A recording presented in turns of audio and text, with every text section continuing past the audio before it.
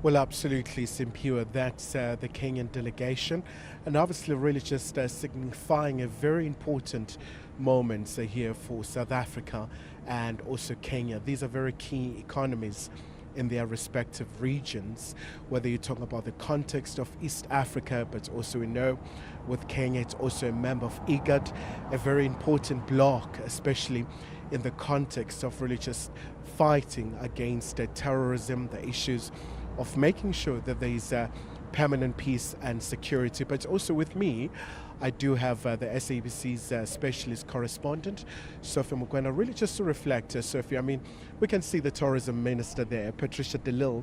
One of the major issues Minister Lamola mentioned was around the very significant growth when it comes to the movement between Nairobi and Pretoria. Yes, you are correct. Looking at the Minister of Tourism, Patricia de Lille, you know that one sector that can create jobs is the hospitality, and therefore tourism is quite important. I was having a discussion the other day with Aldrin Simpier in the office of the minister. We were talking about the migration of the animals during this time. Yes. And saying that you know what you can do is that you can package the continent in totality to say during the season you can move from north to east to west and end in the south. In other words, you must link the different areas of attraction and moments of attraction on the continent, and to ensure that all countries on the continent do benefit in terms of tourism. And the Kenyans in particular, I remember when an announcement was made that now the visa will take 90 days, Kenyans were very happy to say, we want to visit South Africa, we want to come and see the places. And you know, Kenyans are people who really like to embark on tourism, and therefore the numbers have gone up. That speaks to the importance of tourism. But also the Minister of Electricity there, with South Africa having challenges with power, and also Kenya having a similar problem. I think the two ministers from both countries can also share some experience in terms of how to resolve this. Well, absolutely, Sophie. And also just looking at the ministers present there, I can see Baba Christie there for transport. I can see the minister in the presidency as well. But also I did see the land reform minister as well. So speaking about the very importance of this visit in terms of the collaboration with South Africa and Kenya, in terms of the peer sharing experiences between these two nations, especially also when you go back to the issue of transport and logistics, how Kenya is positioning itself as a central hub of transportation in East Africa, but also by the very same token, how South Africa is playing a very pivotal role in the Southern African bloc.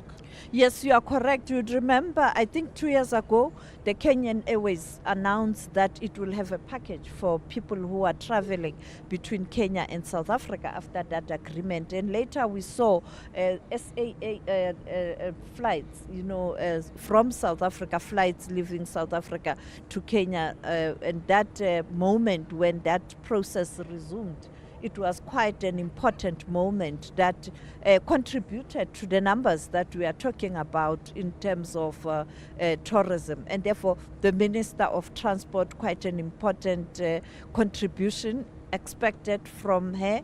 But also, when you look at issues that are related to transport and logistics, you know that you have lots and lots of cargo coming from East Africa, from West Africa down to South Africa, and going to different harbors for exports outside the country, where the African Continental Free Trade Area can play an important role. And therefore, the logistics and transport, quite a very important discussions. Transport is the lifeblood of commerce, and it can strengthen the economy.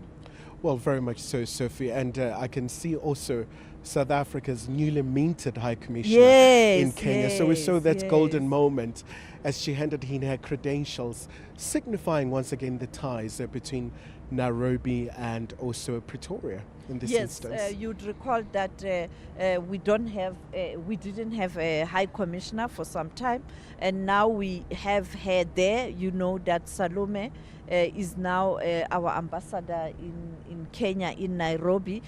She was quite a very productive civil servant in the Department of International Relations here at DERCO, and now posted as a representative of South Africa.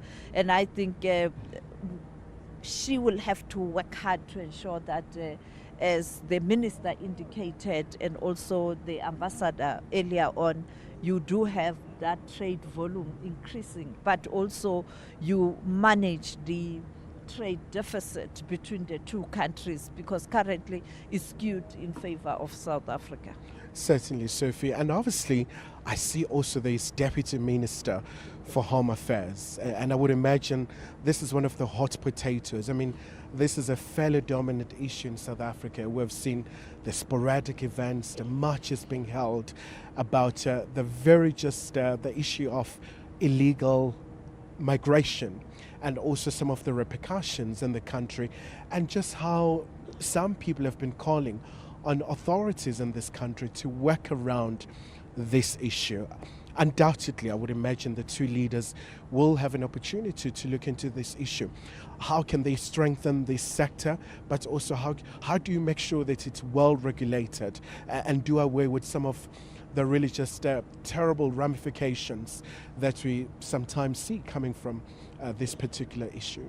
Yes, Home Affairs is quite important. As I pointed out, that agreement that was signed in 2023, where you relax the visa requirement, but also to ensure that you are able to attract investors to come to South Africa. As you can see, the president arriving there with the First Lady, because President Ruto is accompanied by the First Lady. You saw him arriving yesterday, and therefore the president is waiting up there at the stairs. I like the writing. We are women from every part of South Africa. We are women from every race. You know, those steps, we know the president is going to relate the story of these famous steps where women in 1956, as we're looking ahead to the Women's Month in August, those steps to Stratham to deliver that memorandum. And I think the president always related the story and the landmark of Pretoria. That's where he starts before he moves to explaining the Voortrekker monument. We'll see later.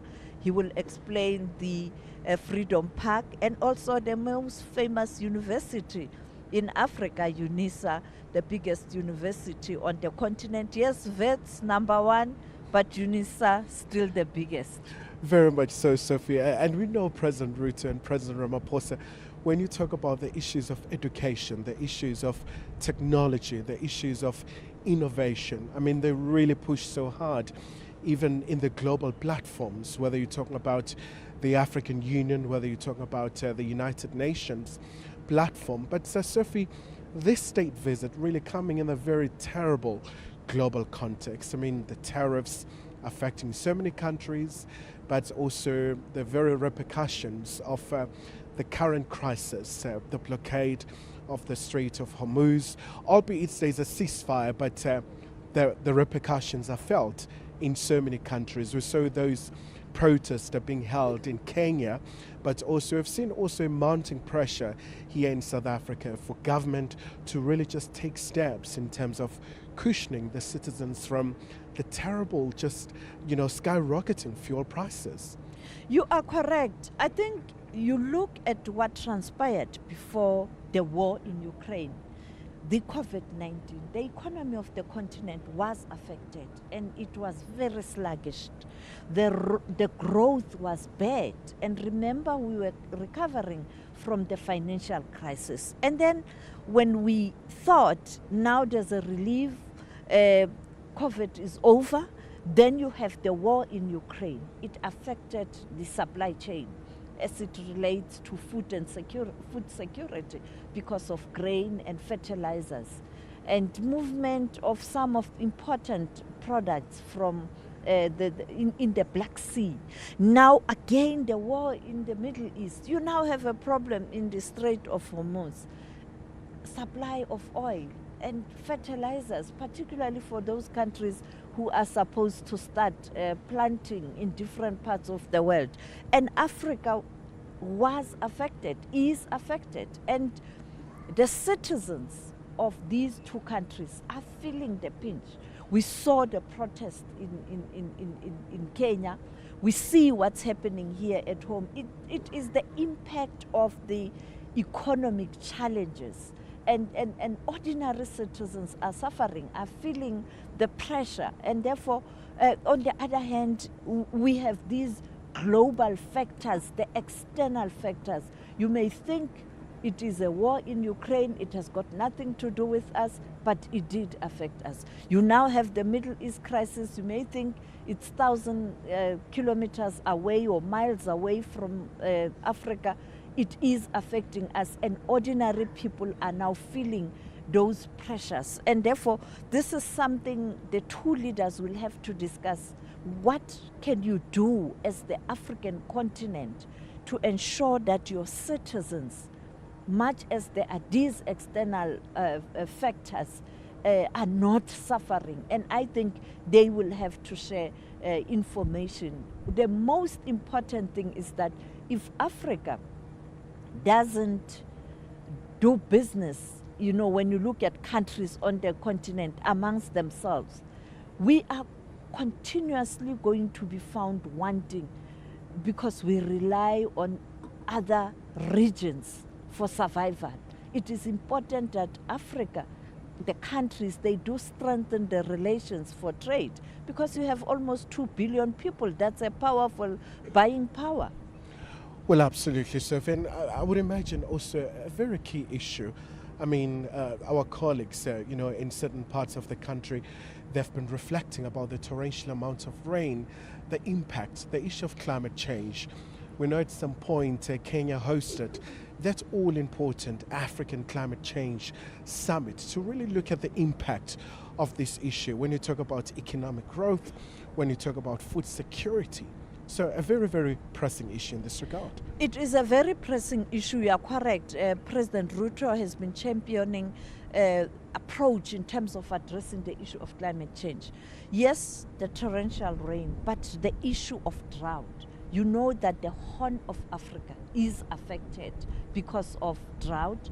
You look at the Sahel region now. These ordinary Africans in those regions are moving. And as they move, they encroach in territories and grazing land of other people. And that leads to fighting. And there was some of them are caused by this movement of people trying to survive because of the impact of climate change.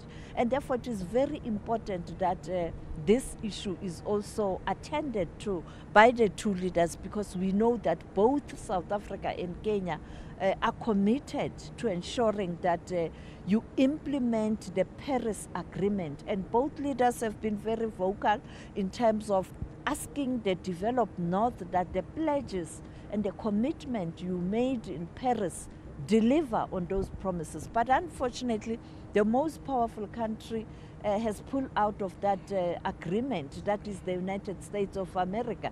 And we saw how that affected even the COP meetings because of the absence of the United States of America.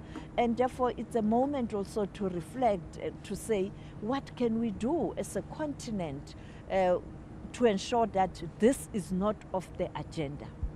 Now, let's really just broaden this chat, Sophie. The issues of peace and security. I mean, if I remember vividly, when you talk about the eastern part of the DRC, you had a Nairobi process that was overseen by former Kenyan President Uhuru Kenyatta, essentially for Rwanda and the DRC to engage, but also for the foreign military forces to leave the territory of the DRC. So I would imagine that this is a very key issue, because these leaders do understand that if you talk about development, but a prerequisite has to be peace and stability. So if you have pockets of conflict, it's a pipe dream that you talk about the issues of really just enabling, really just expanding intra-Africa trade. A crucial one, you know that DRC is a neighbor to Kenya. I mean, the border there, you know, you have people from the DRC crossing to Kenya, and the Kenyans crossing to the DRC. And when you have instability, you have this influx of people into countries such as Kenya, Uganda. When we talk about movement of people, that is becoming a challenge, not only on the continent, around the world.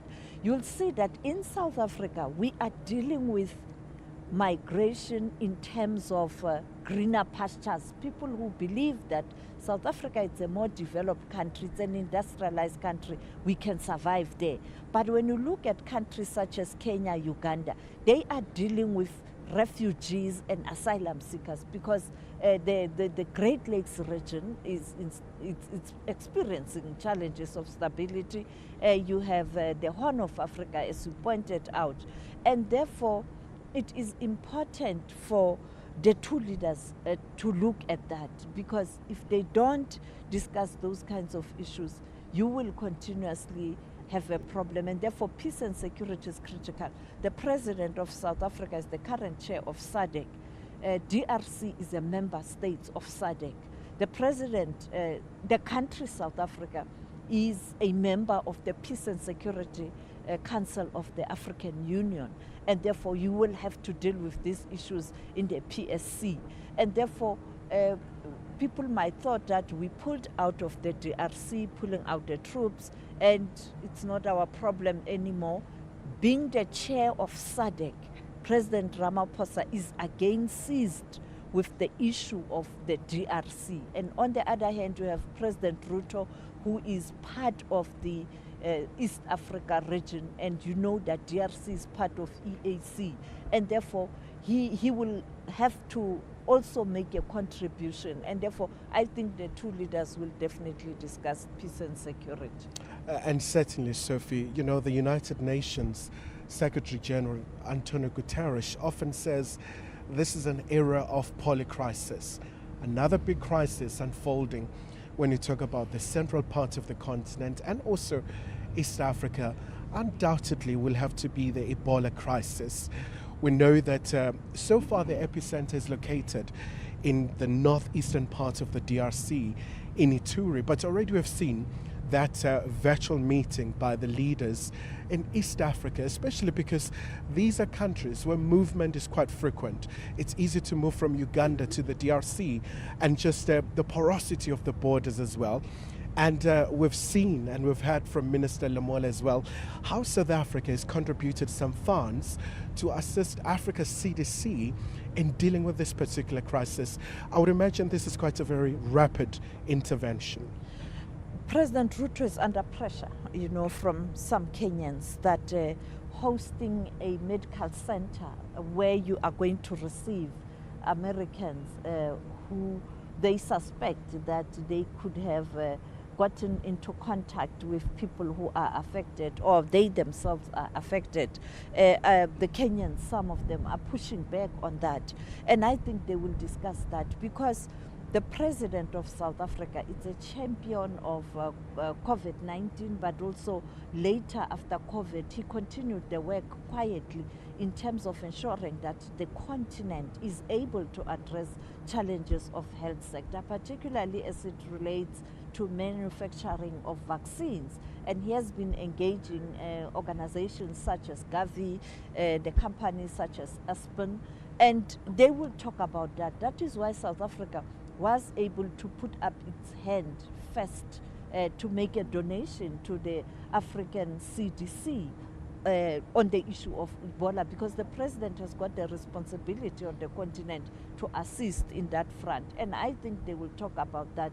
How do you holistically ensure that all African countries are able to address challenges of when you have a virus, the outbreak of any virus, they are able to stand on their own. And therefore, I think they will discuss the issue of Ebola.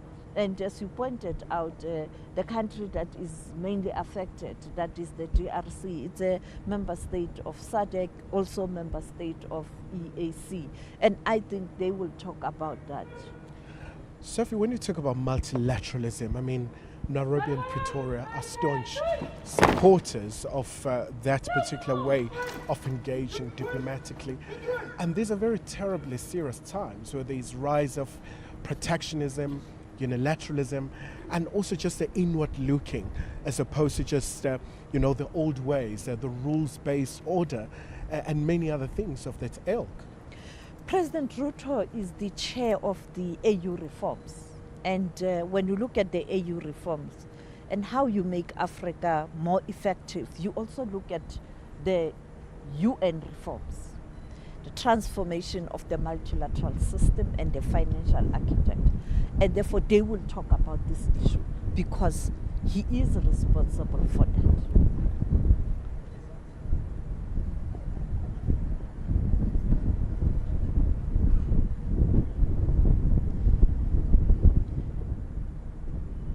I think the president is about to receive the president of Kenya on the other side. As you can see now, the military band is on standby for that start of the ceremony, where we will see the leaders coming down.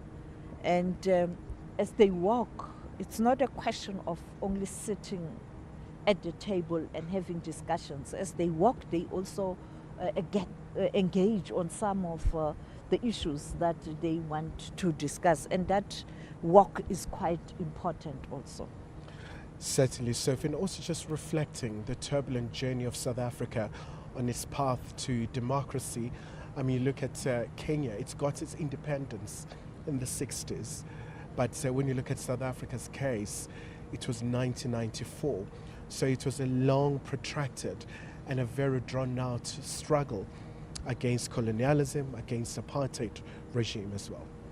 When you look at the history of Kenya and South Africa during apartheid, it's quite a controversial one, I must say.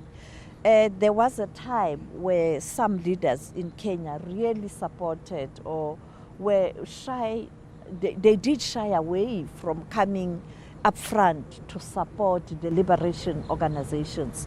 You would recall the visit of Arap Moi to South Africa before 1994, when there was a call to sideline or marginalize the system.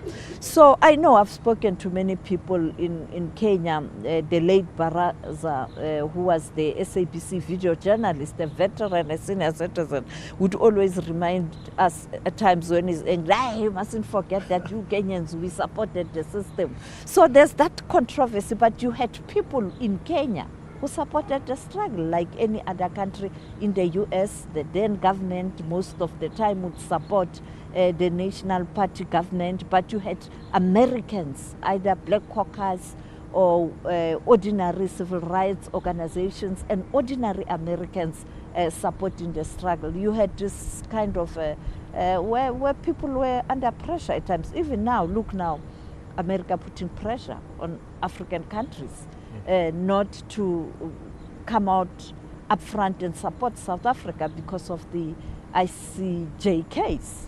Well, very much so, Sophie. So a seminal point as the two leaders now are descending and they're making their way down here at the very historic Nelson Mandela Amphitheatre, where so many leaders have been in the country talking about a number of critical issues. That discussion that I was talking about when the president is now relating the story. Yes. And 2 months ahead of the women's march, I was saying earlier on, I think we must have women here and have very much so. Fire chat here. Your namesake, the likes of Sophie Dubrain. Yes, and other women from, women from different sectors and of really the just site. speaking to the fortitude of the women, the pivotal role that they played in the attainment of freedom in South Africa, when it was highly unpopular to do so in 1956. Yeah, and when you look at women in Kenya, who can forget Dr. Wangari Maathai. Wangari Maathai. There you go. And so you see, women everywhere in the world have played a very important role. I mean, she led when it was not fashionable to speak out about the environment. Very much so. And obviously looking at the cabinet ministers here represented, I can also see women talk about that issue, all-important issue of gender parity, and making sure that, there's that achievement. When you talk about former Deputy President Phumzile Mlambo-Ngcuka, she's very passionate about the issue of empowerment of women, the girl child, and making sure that they are also enabled to have these powerful positions.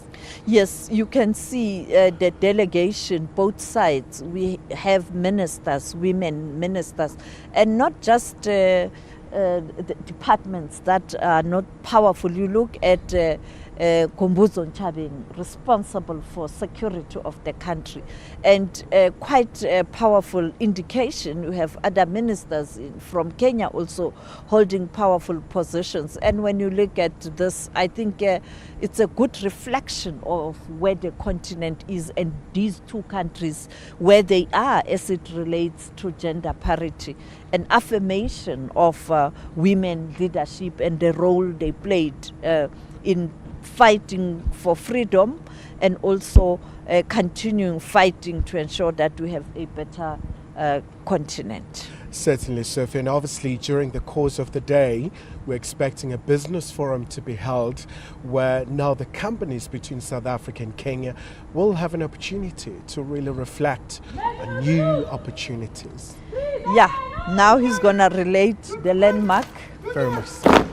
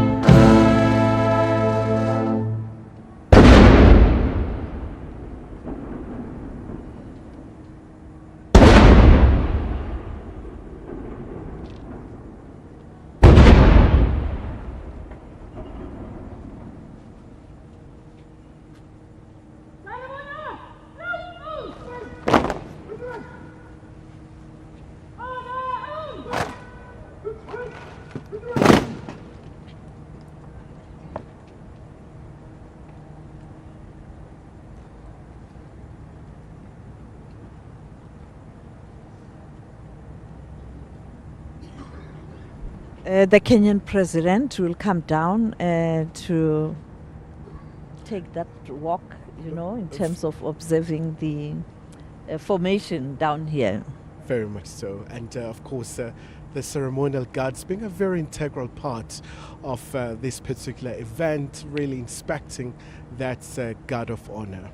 Yes, the ceremonial guard was actually launched after 1994, and it has become a very popular institution within the Defence Force in terms of these kinds of formalities. Well, very much so. Whether you're talking about the State of the Nation address that will be there in Cape Town, and you're talking about the seat of executive here in Tshwane in Pretoria, they're also right here making sure that everything is well rendered in accordance with the regulations and the prescripts.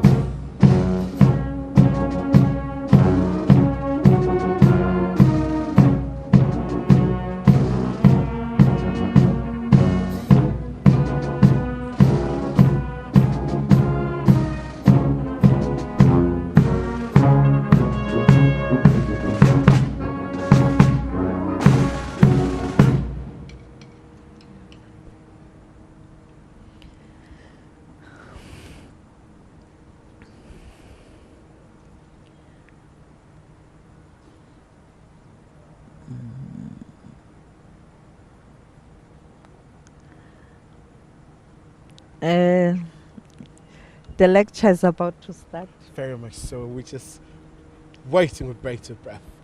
You can see now the lecture, you can see it has started already There you go. about those important sites here in Pretoria. I'm talking about the Voortrekker Monument, UNISA, And of course, Freedom Park. Very Quite nice. a very, very important one, because the intention was clear when Freedom Park was launched, a symbol of unity and the country putting all the differences aside, a memorial park for all South Africans. And there you have different symbols of the countries that played a prominent role in the struggle for freedom in this country. Well, absolutely. Well inscribed, really reflecting selfless sacrifice from so many individuals from right here in South Africa, from so many parts of the world as well.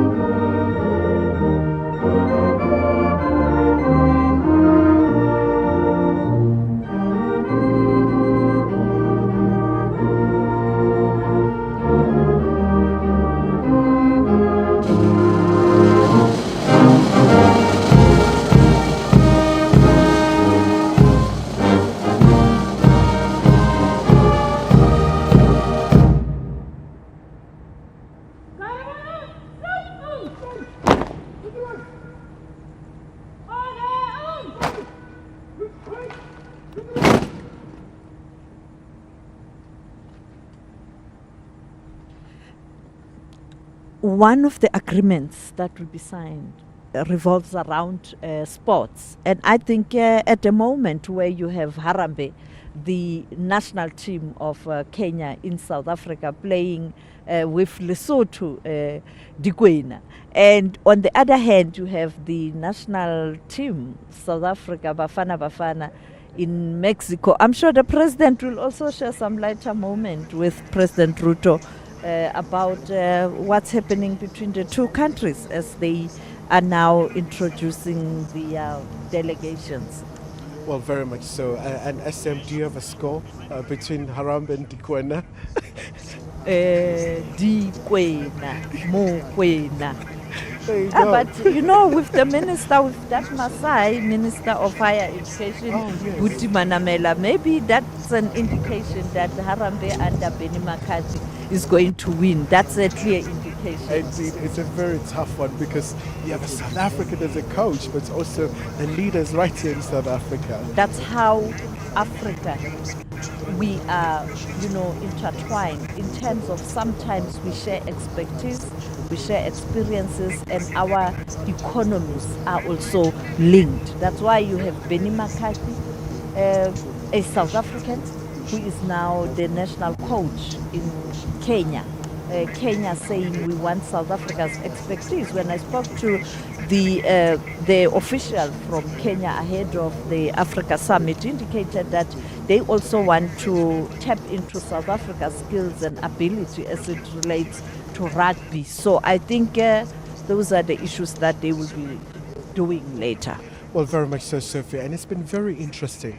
I think as soon as President Ruto landed in South Africa, he went on X and he spoke about South Africa's manufacturing capability, but also speaking about the sector, like the pharmaceutical sector, as we see now, South African president and his Kenyan counterparts now meeting the Kenyan delegation, but hoping that they can tap into South Africa's sophisticated expertise in terms of pharmaceutical sectors. I mean, we have the likes of Aspen here, and we saw quite a lot of lessons were learned during that period of COVID-19. You spoke about the vaccine holding.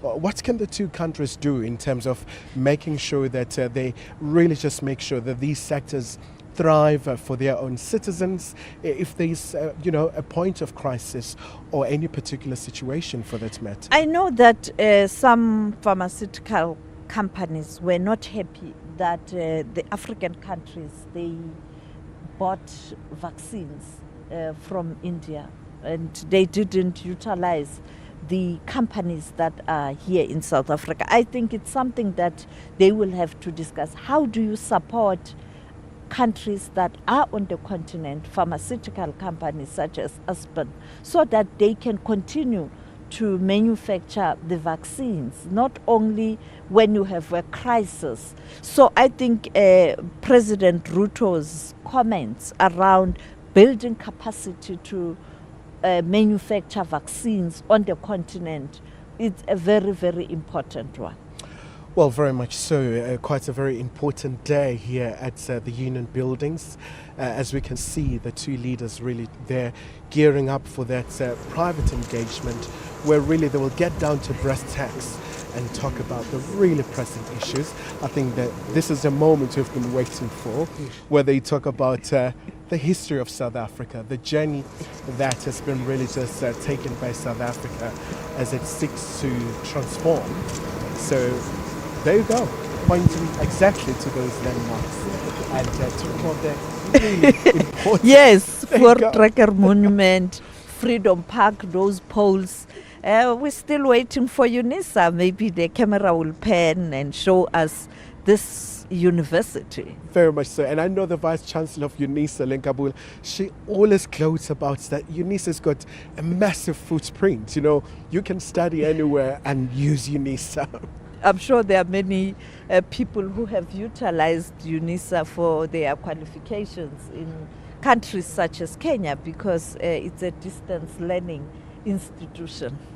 Very much so. So a very, very important time for the two leaders, Sophie, especially where Africa, whether you talk about the change of... there is UNISA. There you go, the much-awaited UNISA. You see the beamed building across. There, beamed across. And the president, a student of UNISA, I'm talking about President Ramaphosa.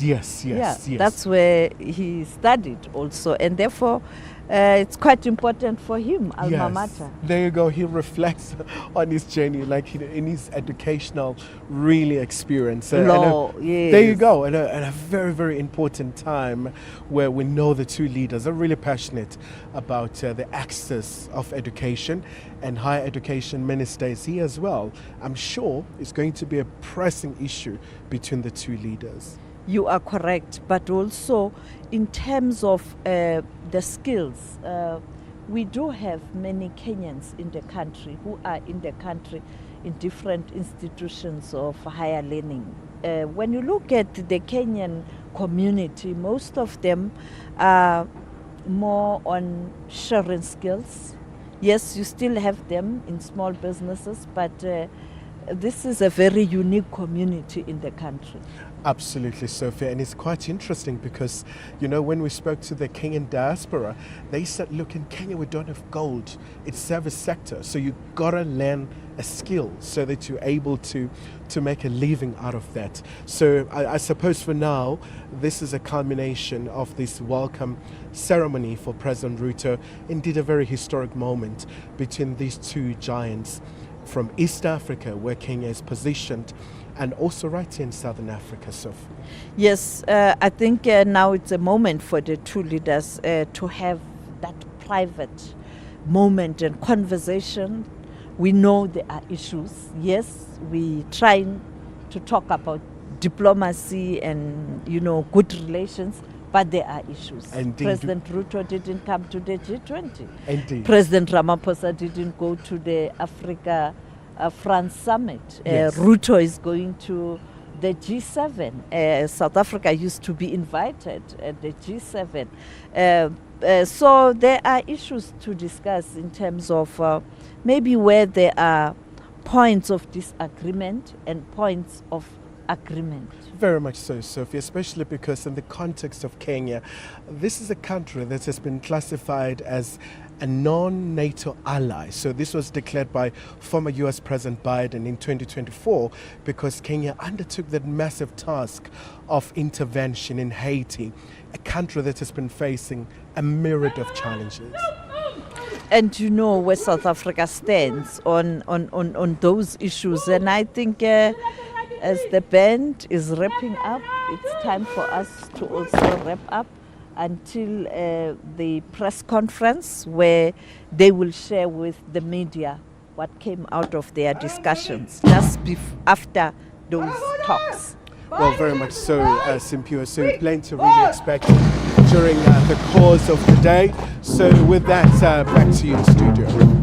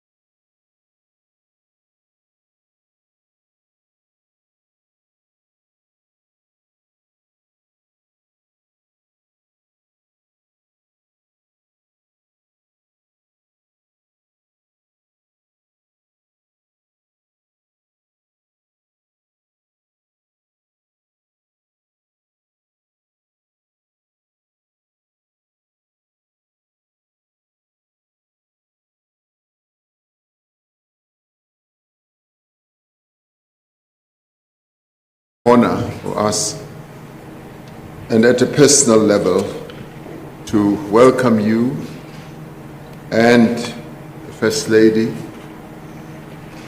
to South Africa, and to also welcome the entire Kenyan delegation to this state visit. This reciprocal state visit,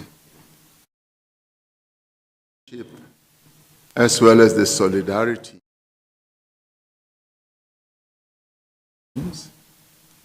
ours is a relationship that is rooted in shared values, mutual respect, and a common vision for democracy, for peace on our continent, and for prosperity for all our sister countries on the African continent.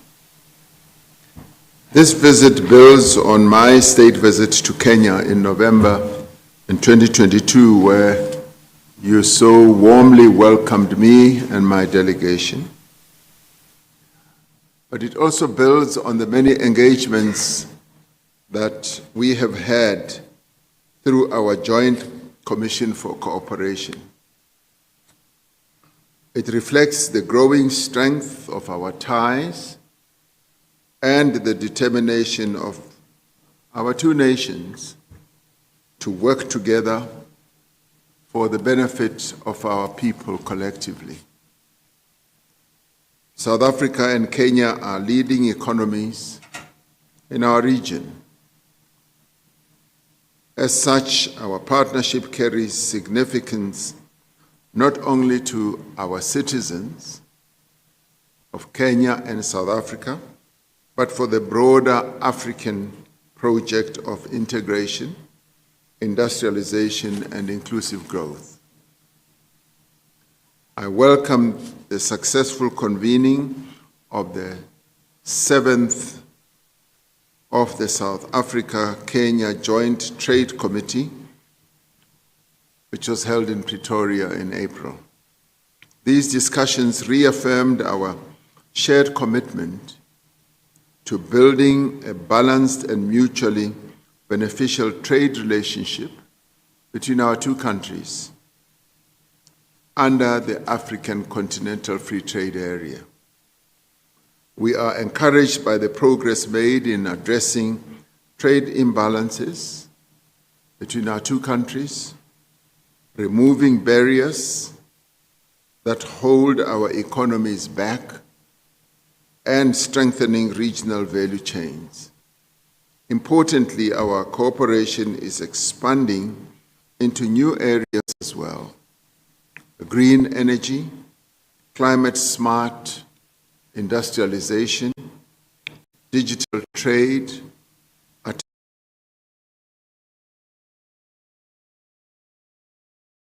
and skills development. These are areas that both our economies are venturing into. Such cooperation will create opportunities to transform lives, empower young people, and build the resilience of our two economies. We look forward to finalizing several strategic memoranda of understanding during this visit, covering agriculture, tourism, ICT, energy, transport, and maritime cooperation. These agreements will deepen our collaboration and will provide practical benefits to the citizens of our countries. I'm especially pleased by the proposal to establish a South Africa-Kenya Joint Business Council, which will give our private sector a stronger voice in shaping trade and investment. Our people-to-people ties are flourishing.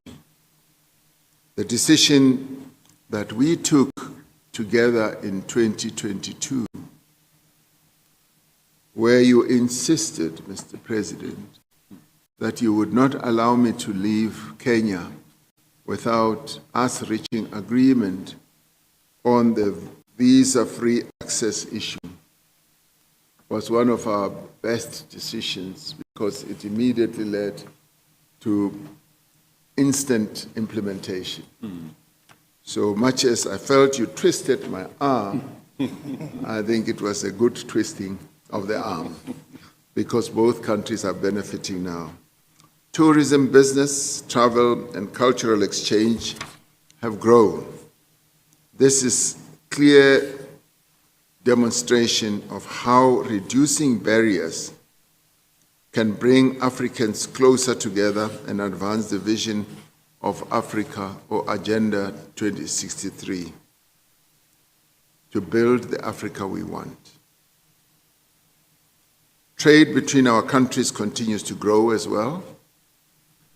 Kenyan exports to South Africa are expanding, creating greater balance and mutual benefit. It is actually a joy to get into stores and supermarkets and be able to see products made in Kenya, tea, coffee, and many others. We are proud of the milestone we achieved when South Africa and Kenya launched the first consignment traded under the Africa Continental Free Trade Area. This shows that the AfCFTA is not just an inspiration, it is a living instrument that is already transforming intra-African trade. There is still much potential to be unlocked in this regard. We must continue to improve logistics, to facilitate easier movement of business people and promote investment partnerships. Opportunities abound in infrastructure, in automotive, manufacturing, agro-processing, digital innovation, renewable energy, healthcare, and education. I welcome also the growing cooperation between Kenya Airways and the South African Airways, which is improving connectivity and strengthening tourism and business exchange. We recognize Kenya's leadership in digital innovation and renewable energy, areas where our collaboration can make a real difference to Africa's development and resilience. We meet at a time of global uncertainty, my dear brother. We're all affected by the conflicts on our continent, in the Middle East, in Ukraine, and other parts of the world. The conflict that continues in the Sudan is a very troubling one, and we must recognize your efforts as part of IGAD to continue to find ways of resolving this disaster. African countries are feeling the impact of rising fuel prices as a result of the conflict in the Middle East. Our position is clear. Dialogue and diplomacy must prevail over confrontation. South Africa and Kenya share a commitment to multilateralism and peaceful resolution of disputes. We stand for a rules-based international order applied fairly and universally and consistently. South Africa and Kenya continue to play important roles in seeking solutions to conflicts in our respective regions and on our continent. And together, our countries have stood firm for dialogue, for reconciliation, and an African-led process to resolve disputes. We remain committed to working side by side within the African Union and the regional organizations that we belong to prevent conflict, to support peace negotiations, and to strengthen democratic governance. Our continent must speak with one voice on a number of issues that affect the lives of our people and people generally in the world, guided by our own interests and aspirations. Partnerships with the world must be based on respect, equality, and shared prosperity. We reiterate our call for reform of global institutions, including the UN Security Council and international financial bodies, to better reflect today's realities and give Africa its rightful place. Africa requires equitable access to climate finance and technology to support a just energy transition. At the same time, we must undertake a digital transformation that advances inclusion and innovation. South Africa and Kenya can lead in areas such as artificial intelligence, fintech, and cybersecurity. As we look ahead, our cooperation must place people at the center, creating opportunities for youth empowerment, women empowerment, and promoting inclusive growth for all. Allow me once again to warmly welcome you and to your delegation as well. May this state visit deepen our friendship and contribute meaningfully to Africa's unity and prosperity. You and I also took time to deal with the challenges that we as South Africa are facing with regard to migration. And we dealt with that and we sought to understand the causes of migration and how best all countries on the continent can work together to address this challenge of migration, because it is not only unique to South Africa. And I explained that South Africans are not xenophobic. South Africans are Africans. They want to live with other Africans peacefully, and our people are calling on us as leaders to resolve the many challenges that are brought to bear by the challenge of migration. And I did say that as South Africa we are addressing this matter, and I was rather pleased that you had good understanding on this issue as well. So working together, South Africa and Kenya can help shape a peaceful, integrated and thriving African continent that is always able to resolve its own problems under the slogan, African solutions for African problems. Thank you, Mr. President. Welcome once again.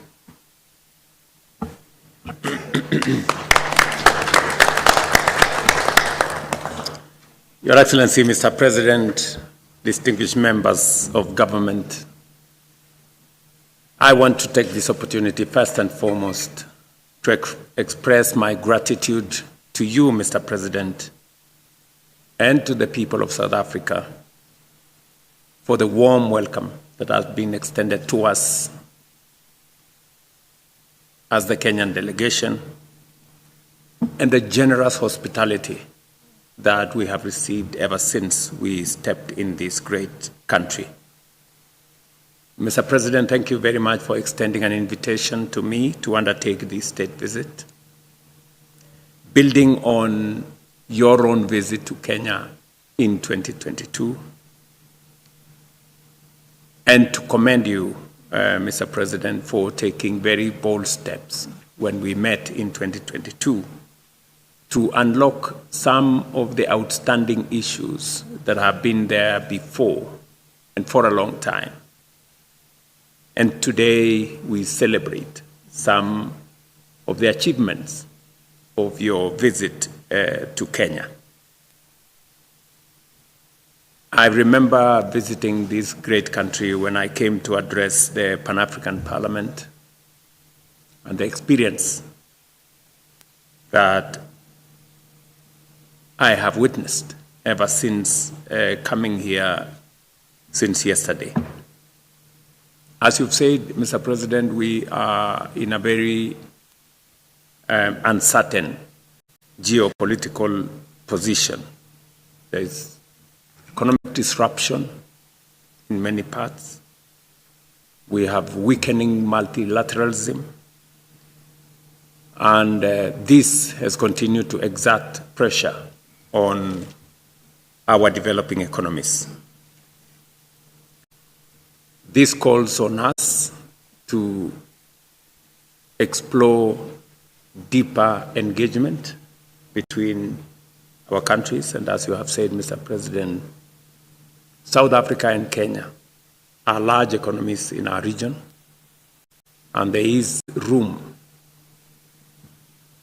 depth and width for us to explore in making our economies integrate more so that we can exert benefits for the people of South Africa and the people of Kenya.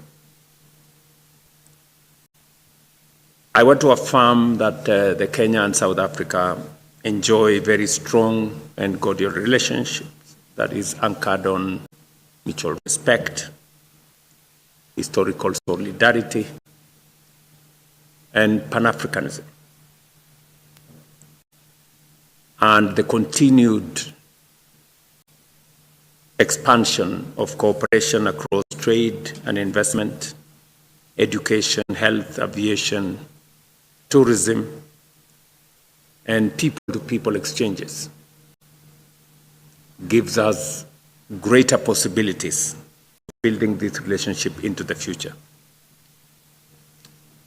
Despite significant progress, Mr. President, that has been made over the years, there is still huge and considerable untapped opportunities for our two economies and for our two countries. Our two economies, by and large, are complementary. The strategic positioning of South Africa in the southern part and Kenya in the eastern part gives us an opportunity to deepen cooperation in trade, in logistics, industrialization, technology, and especially private sector partnerships, which I see as an anchor for the growing relationship between our two countries. As you have said, Mr. President, trade between our two countries has been growing. We have more imports from South Africa than we have exports from Kenya. But on the flip side, we have more investments from South Africa into Kenya, more than investments coming from Kenya to South Africa.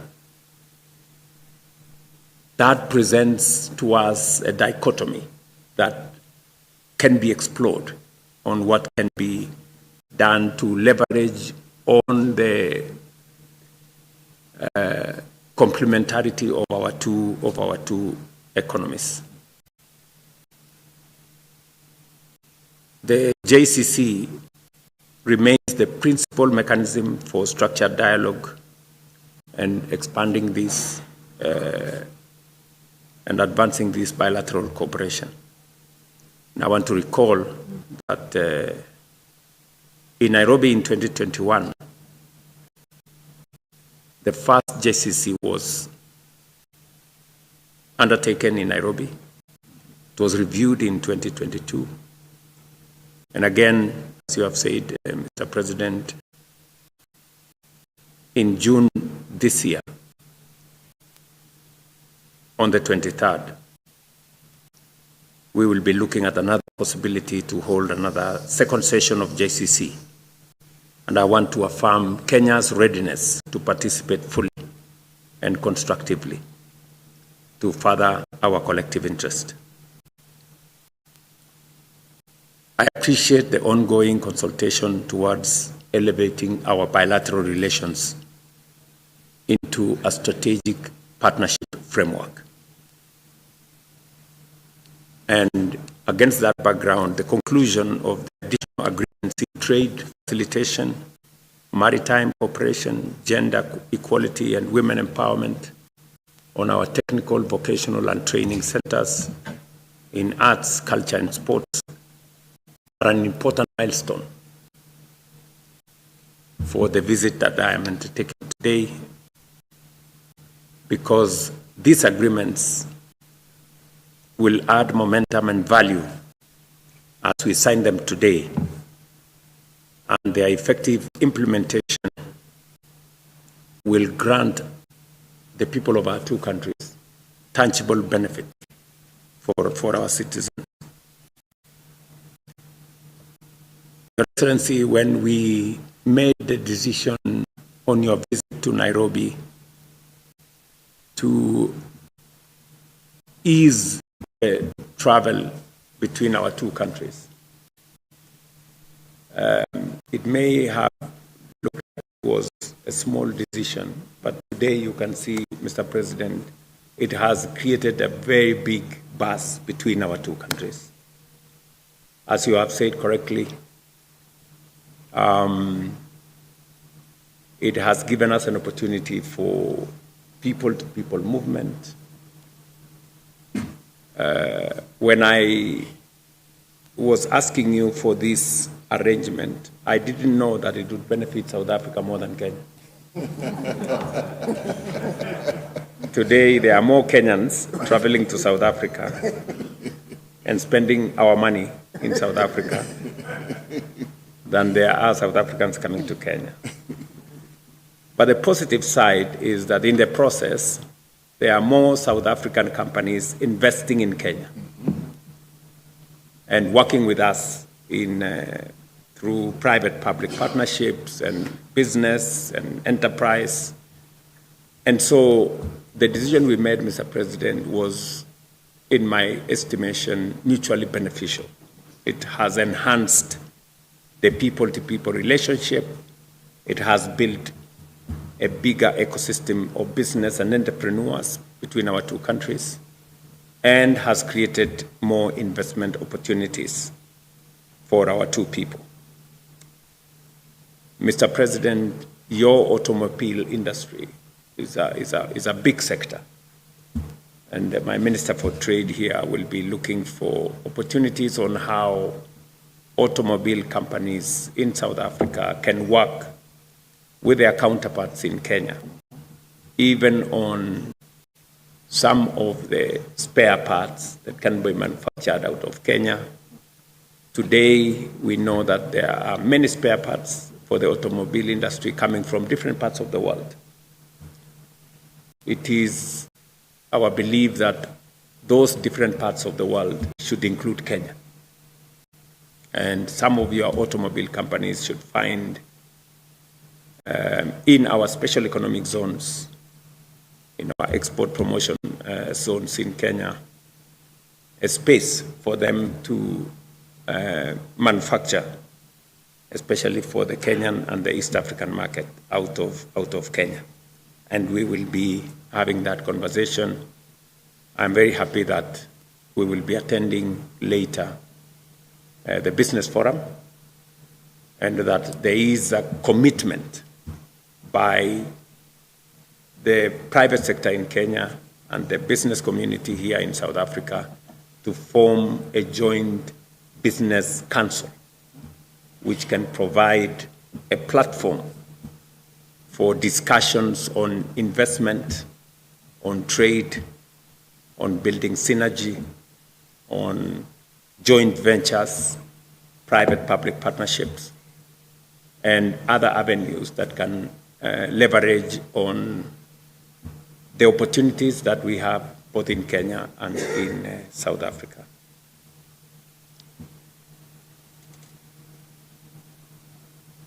We are aware that there are still some tariff and non-tariff barriers that constrain trade between our two countries. And this visit provides us, Mr. President, with an opportunity to explore some of those areas so that we can straighten them and make it much more easier and less restrictive for our business people to do what they do best, to trade and to connect people to goods and services. I'm looking forward, Mr. President, to the business forum so that we can undertake some of these discussions. I know the business forum is already underway, and we will be sharing moments with them later. I want to emphasize that Kenya and South Africa are leading African economies and regional gateways, carrying a shared responsibility in advancing continental integration. And when the first consignment under the ACFTA rules was undertaken between our two countries, it was a real moment that gave us an opportunity to look at the possibilities that exist and how we can enhance intra-African trade. On aviation, Mr. President, I think our two airlines, there is a big possibility, and I came with my principal secretary for matters aviation because part of the MOUs we'll be signing will give us greater, engagement and open more possibilities for us to move people faster, to move services faster, and also goods. And I think that will give us a greater possibility. I'm very happy that we'll be discussing matters to do with skills development, how we can share greater experiences. And allow me at this point, Mr. President, to commend you and South Africa on your leadership of the G20. It was a moment that this continent presented what we believed were continental priorities. And even though there were challenges of multilateralism, but South Africa stood firm and articulated the position, the collective position of our continent, our priorities, the reform of the UN system, the reform of the international financial architecture, the industrialization of our continent, and the need for our continent to play its rightful role in the discourse that is going on globally. And I want to commend you, Mr. President, and South Africa for projecting the African position in the best way that it could have been done.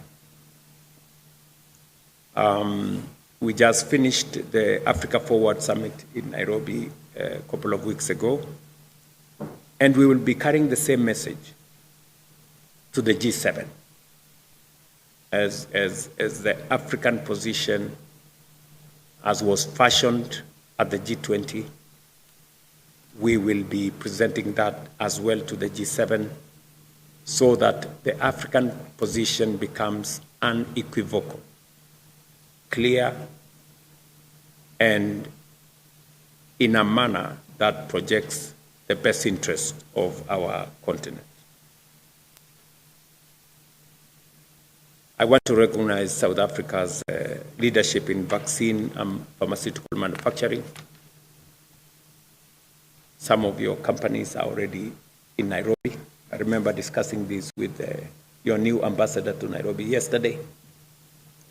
And we will be working together towards creating an ecosystem that does not make Africa vulnerable as we saw during the COVID time.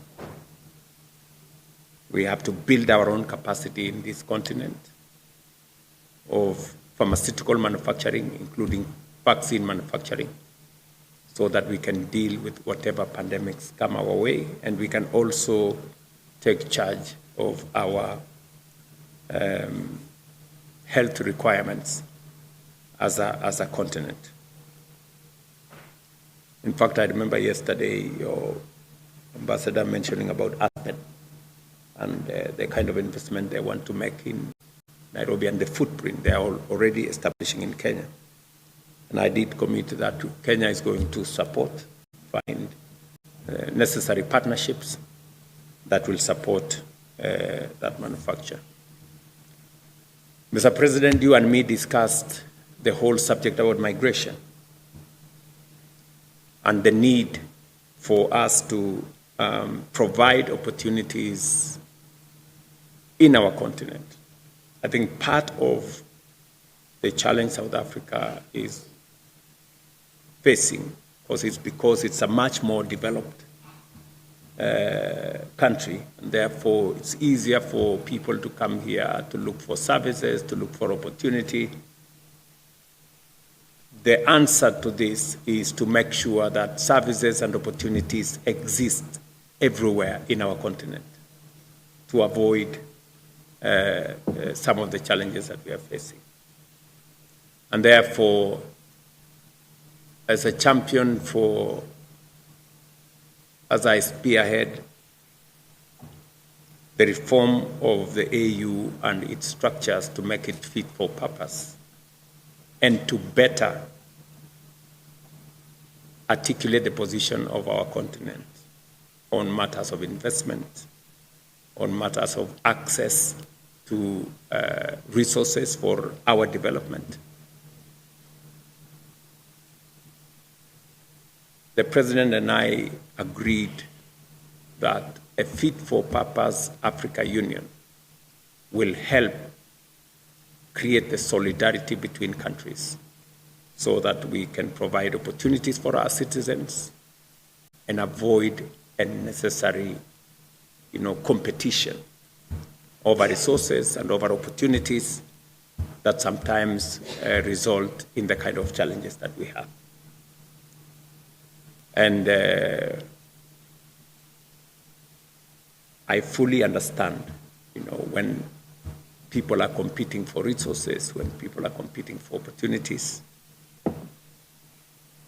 And therefore, it is important and imperative for us to create opportunities everywhere in our continent so that the people of this continent can move together and not unnecessarily create conflict. Your Excellency, the leadership of South Africa on matters to do with peace and security in our region. I want to commend you as we undertook the process in South Sudan. South Africa played a major role. As it is now in the Sudan, we are all engaged. And South Africa, as a member of the P5, has provided immense guidance. And I want to confirm that we are working jointly on matters peace and security in our continent. And Kenya will continue to play our rightful role in making sure that we contribute to the peace and stability in our region, whether it is in the DRC, Congo, in Somalia, or in the Sudans. And I want to reaffirm Kenya's commitment to working closely with South Africa in advancing reforms at the AU on matters to do with peace and security, and also on global governance. Mr. President, thank you very much on my own behalf and on behalf of my delegation. I want to say we are truly grateful for the hospitality expended to us and for the warm welcome. Thank you very much. Thank you so much.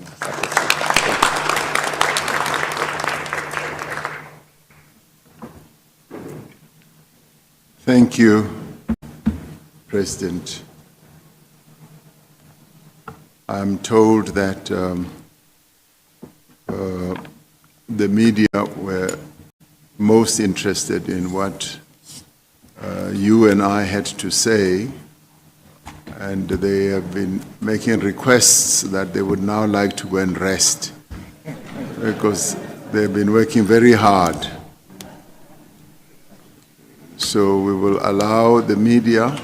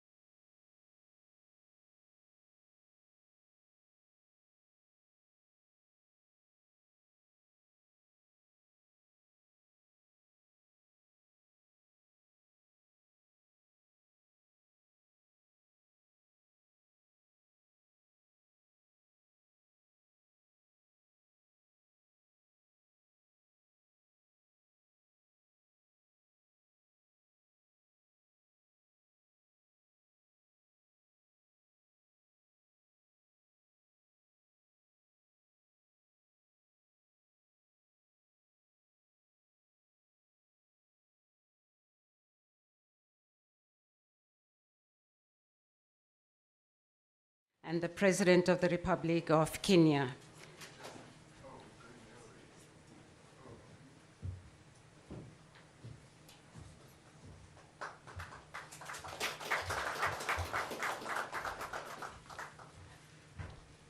You may be seated. Your Excellencies, President Ramaphosa and President Ruto, ministers, senior government officials, members of the media, ladies and gentlemen, you are welcome. Karibu sana. Your Excellencies, we will now commence with the official proceedings of the signing ceremony between the Republic of South Africa and the Republic of Kenya. Your Excellencies, 6 memorandum of understandings between the Republic of South Africa and the Republic of Kenya, respectively, will be signed today. Your Excellencies, and I have the honor to call upon the signatories of the first agreement to be signed, Minister Lamula and Minister Kinyayu. Ministers, please, protocol. The agreement to be signed is a memorandum of understanding on facilitation of trade through cooperation in the areas of standardization, technical regularization, conformity assessment, accreditation, and metrology.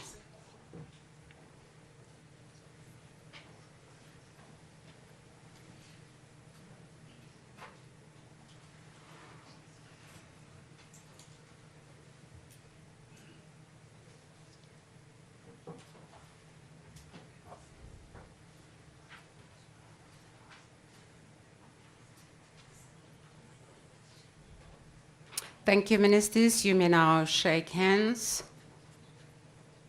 and exchange your agreements.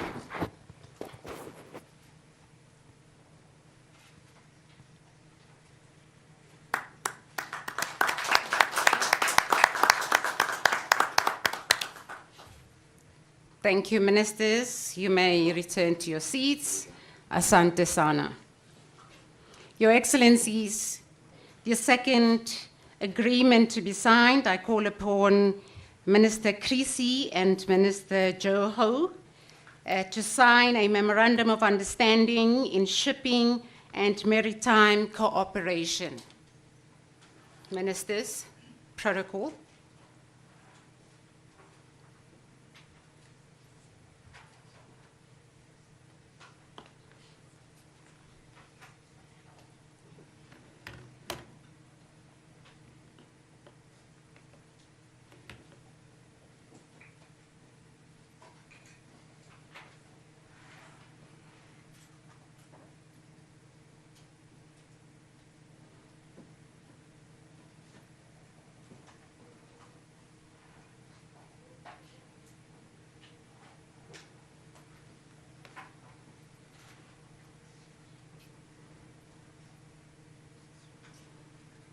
Thank you, ministers. You may now take the handshake opportunity and exchange your agreements.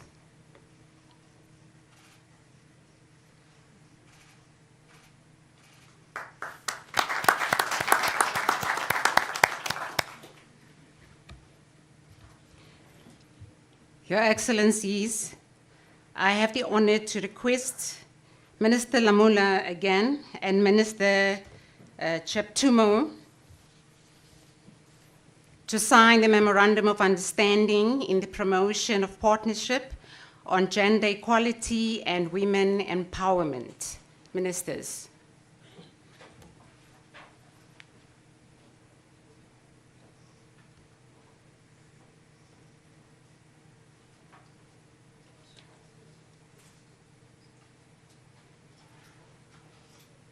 Please exchange protocol.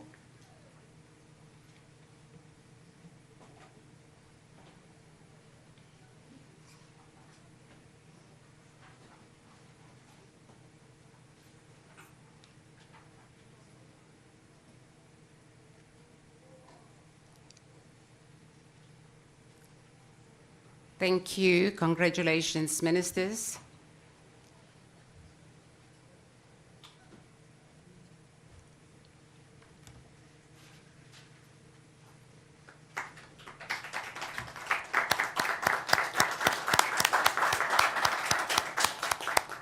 You may return to your seats. Thank you, Asante Sana.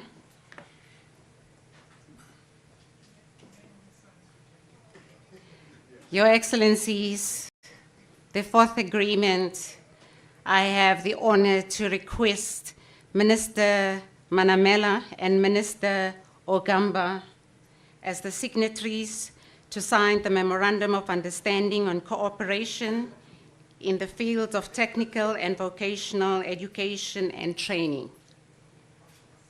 Ministers.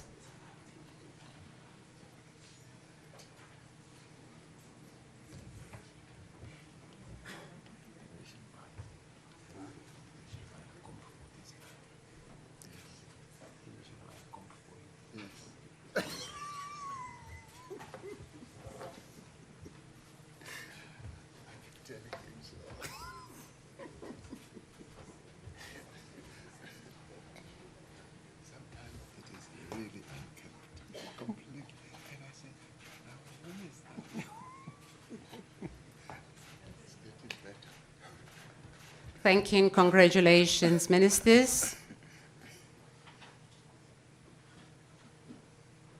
The handshake, thank you. Thank you, Ministers. You may return to your seats.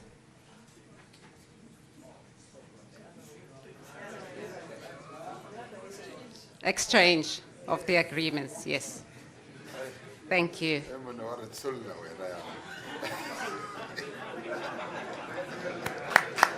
Thank you. Congratulations, Ministers. Protocol. Your Excellencies, the fifth agreement, I now have the honor to request Minister Nyonso and Minister Cheptumu again as signatories to sign the Memorandum of Understanding in the field of arts, culture, and heritage. Ministers.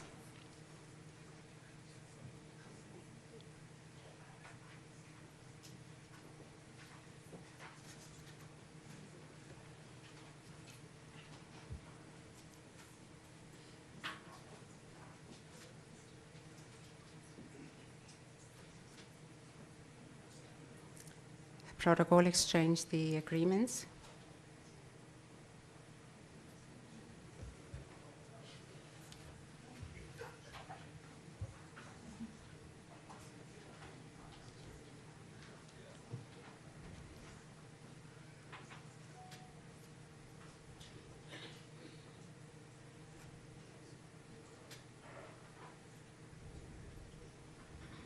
Thank you and congratulations, Ministers.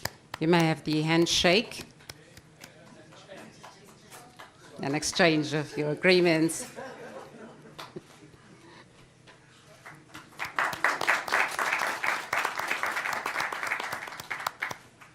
Thank you, Ministers. Your Excellencies, I respectfully ask Minister Nyonso to remain again as a signatory to the last agreement with Minister Joko. And this is the agreement, Memorandum of Understanding in the field of sports and recreation. Ministers.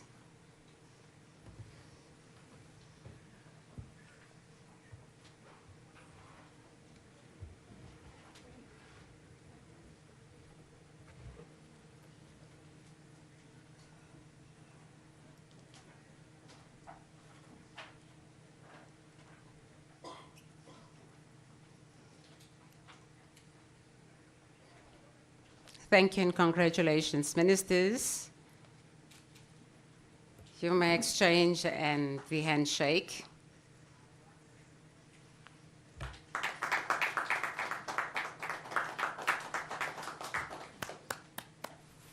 Thank you. Your Excellencies, we have now come to the end of the signing ceremony. I would like to thank His Excellency President Ramaphosa and President Ruto for witnessing the signing ceremony. Your Excellencies, Mungu awabariki. God bless us all. In conclusion, I now take the opportunity to call on the presidential spokesperson to facilitate the media briefing. I thank you. Thank you, Ambassador, Your Excellencies, Ministers, ladies and gentlemen of the media. We will now kick off with the media briefing, starting with President Ramaphosa delivering his remarks. In turn, he will invite President Ruto to also deliver his remarks.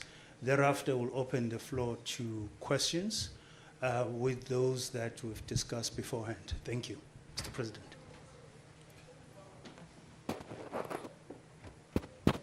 Thank you. Is it on?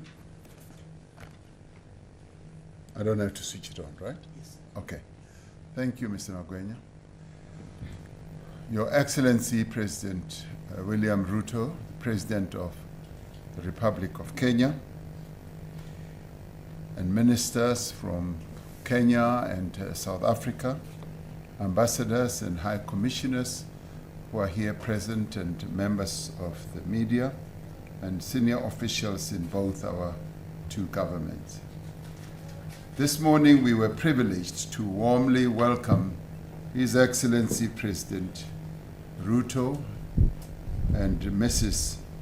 Rachel Ruto, together with my wife, who have accompanied or who are accompanied by the delegation from Kenya. Our countries enjoy long-standing ties of friendship, solidarity, and cooperation over many years. These ties are rooted in our shared history, our common aspirations for African development, and our mutual commitment to peace, democracy, regional integration, and multilateralism. Kenya remains one of South Africa's most important strategic partners in East Africa and on the continent more broadly. We have just concluded our official engagements, which included a one-on-one meeting and our official talks, whilst the two First Ladies have also had an opportunity to engage with a number of key role players in early childhood development. They visited a center like that in Mamelodi and will be reporting back to us on their experience this morning. Later today, we will address the Kenya-South Africa Business Forum. The memorandum of understanding that have just been signed, as we all witnessed, provide a legal framework to further expand our cooperation, a cooperation that continues to deepen each time our officials and our ministers engage with each other. During our negotiations and exchanges, we extensively reflected on our bilateral relations. We have expressed satisfaction at the current state of our relations, which is coordinated through the Joint Commission for Cooperation at the level of our two foreign ministers. Our economic partnership is one of the most strategic pillars of our bilateral cooperation. Kenya remains South Africa's largest trading partner in East Africa, and it is also an important destination for South African investment on the continent. Leading South African companies have made significant investments in Kenya in sectors such as pharmaceutical services, retail and financial services, information and telecommunications, manufacturing, business services, and infrastructure development. South Africa's development finance institutions, such as the Development Bank of Southern Africa, alongside private financial institutions, are increasingly expanding their footprint in Kenya, particularly in renewable energy, infrastructure, and private sector development. We equally welcome the growing participation of Kenyan businesses in the South African market, and the strengthening of commercial linkages between East and Southern Africa. But as South Africa, we want to see more Kenyan businesses investing in our market, and we want to see more Kenyan goods being on the shelves of our country, our shops in South Africa. The African Continental Free Trade Area Agreement provides a very unique opportunity for our two countries to further increase trade relations. In January 2024, I was pleased to witness the first shipment of exports from South Africa to Kenya under the African Continental Free Trade Area Preferential Agreement.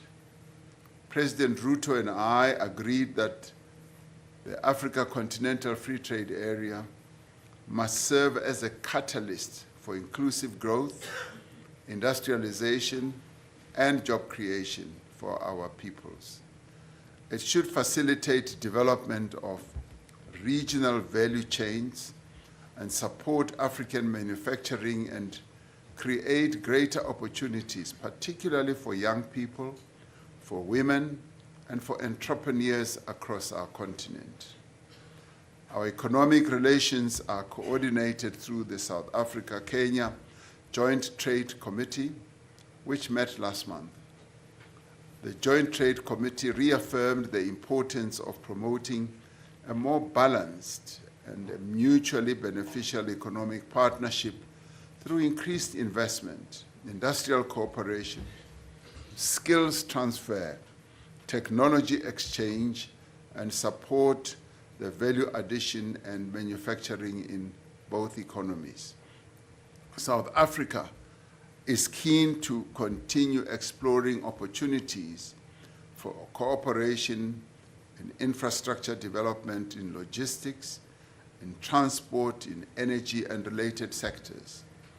And South Africa appreciates Kenya's key role as a gateway to East Africa and as one of the leading voices on matters of peace, security, and development on the continent.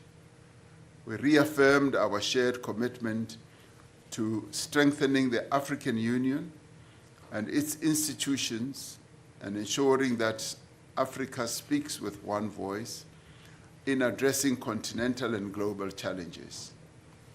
And in this regard, we appreciated and thanked the important role that President Ruto is playing to strengthen the African Union through the various reforms that must be concluded to make the African Union stronger and to make it much more effective. As vibrant democracy with deep constitutional traditions, South Africa and Kenya remain committed to the principles of good governance, of accountability, inclusive development, and the respect of the rule of law. In this regard, I conveyed my best wishes to President Ruto and the people of Kenya as they continue for the country's preparations towards the 2027 elections.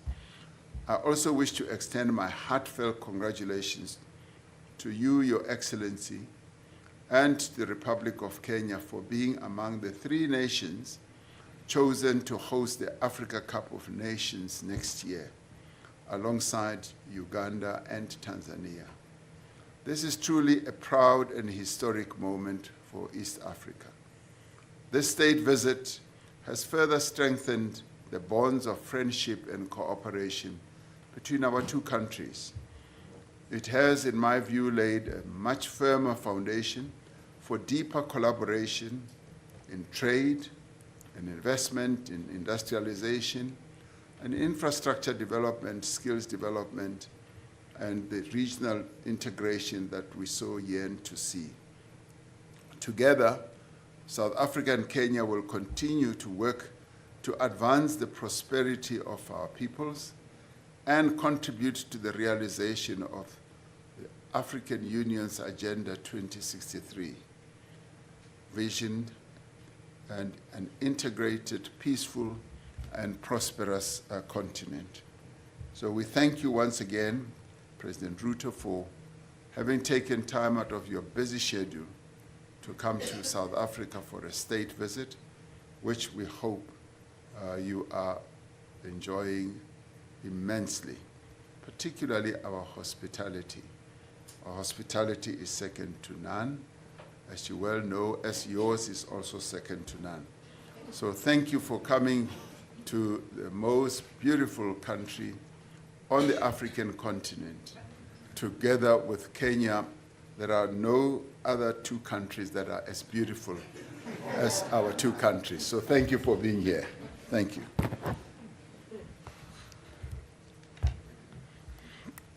Your Excellency, President Cyril Ramaphosa, President of South Africa, distinguished senior officials present here, members of the press.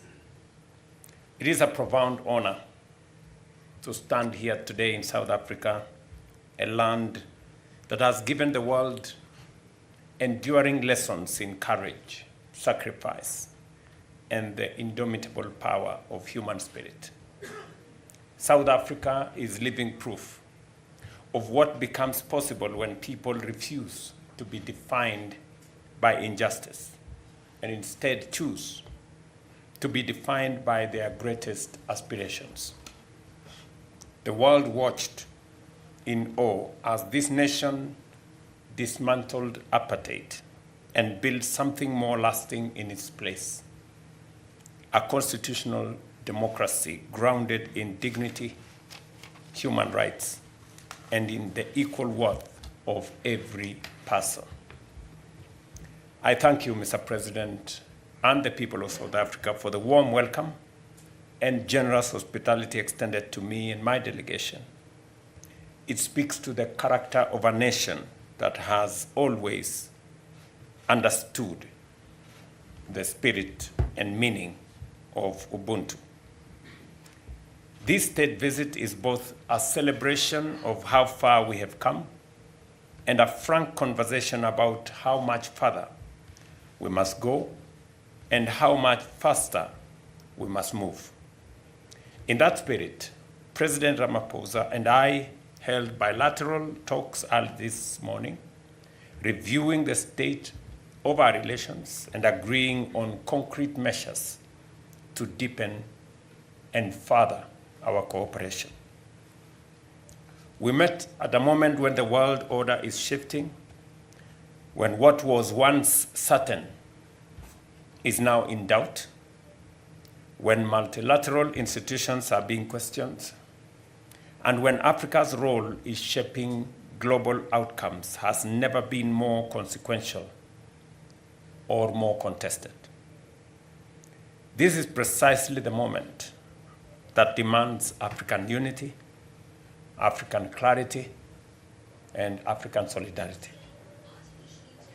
I commend President Ramaphosa for South Africa's outstanding leadership during the G20 presidency from December 2024 to November 2025.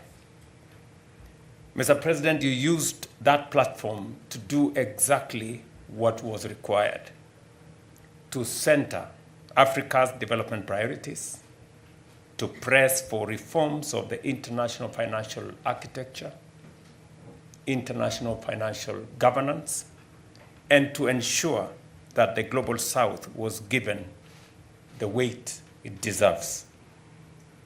Today, Kenya and South Africa stand together in advocating a reimagined global order, one built not without Africa, but with Africa fully represented, fully engaged, and at the center of it. We are not asking to be admitted to someone else's architecture. We are asserting our rightful place among the architects of the new global order. Our two nations have never been strangers to each other's struggles.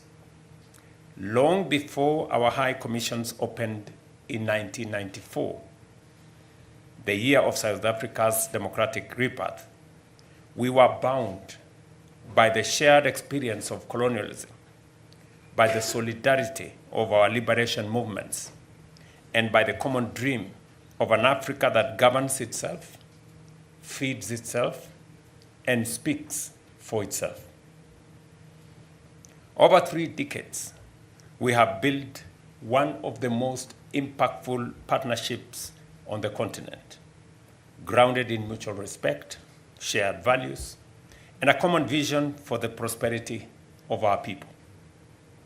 That partnership was institutionalized through the Joint Commission for Cooperation in 2007, and today we have directed that the second session of the JCC convenes as scheduled following this visit. We further welcomed the ongoing work to elevate the Commission into a strategic partnership framework, a stronger, more comprehensive for the years to come.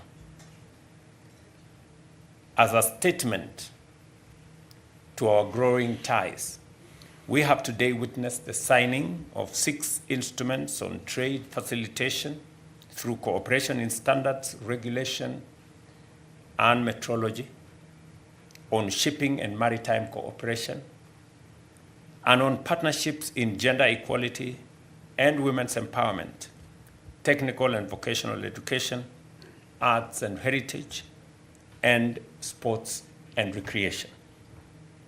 On trade and investment, we noted with satisfaction the upward trajectory of our bilateral trade, which grew from US $590 million in 2024 to $650 million in 2025, an increase of $60 million or more than 10% in a single year. This momentum must not only be sustained, but we must also accelerate. We acknowledge that real obstacles still remain, including tariff and non-tariff barriers, limited market access, and regulatory constraints. We therefore directed our trade ministers to dismantle these barriers by fully implementing the directives of the 7th Joint Technical Committee and Trade Committee. We further agreed to harness the Tripartite Alliance and the Africa Continental Free Trade Area to expand access, reduce costs, and unlock the full promise of intra-African trade. Ladies and gentlemen, we took stock too of robust investment flows over the past 5 years, with enterprises from both countries now present across banking, telecommunication, fintech, logistics, education, aviation, and retail. This reflects the natural complementarity of our economies and the confidence of our private sectors. We welcome the proposed Kenya-South Africa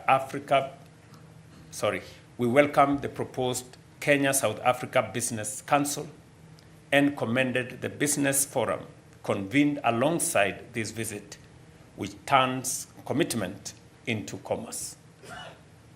We affirmed health, aviation, and education as strategic pillars of our shared development and are sectors that improve the well-being of our citizens, connects our people, and builds the human capital that will shape our continent's future. We commended the visa-free regime in place since 2023, which has measurably boosted tourism, trade, and cultural exchange between our 2 countries, and committed to resolving the outstanding challenges that remain. We were briefed in the earlier meeting that in 2025 alone, 58,000 arrivals were recorded from Kenya, signaling very robust engagement between our 2 countries. Today, during our bilateral discussions, the Ministry of Tourism of South Africa informed us that Kenyans visiting South Africa have increased by 18.7% since the introduction of the 90-day visa-free entry policy. This stands as a compelling evidence that when managed effectively, the movement of people across borders can create shared prosperity, strengthen ties between nations, and deliver tangible benefits for all. On peace and security, we reaffirmed that stability is the foundation of all development. We pledged sustained cooperation with the African Union, the United Nations, and other multilateral organizations united in the conviction that lasting peace is both a shared responsibility and a shared reward. As two of Africa's most influential voices, South Africa and Kenya are determined that our continent should shape global outcomes and not merely respond to them. Let me close with the standard against which I believe we must measure everything done in our meetings.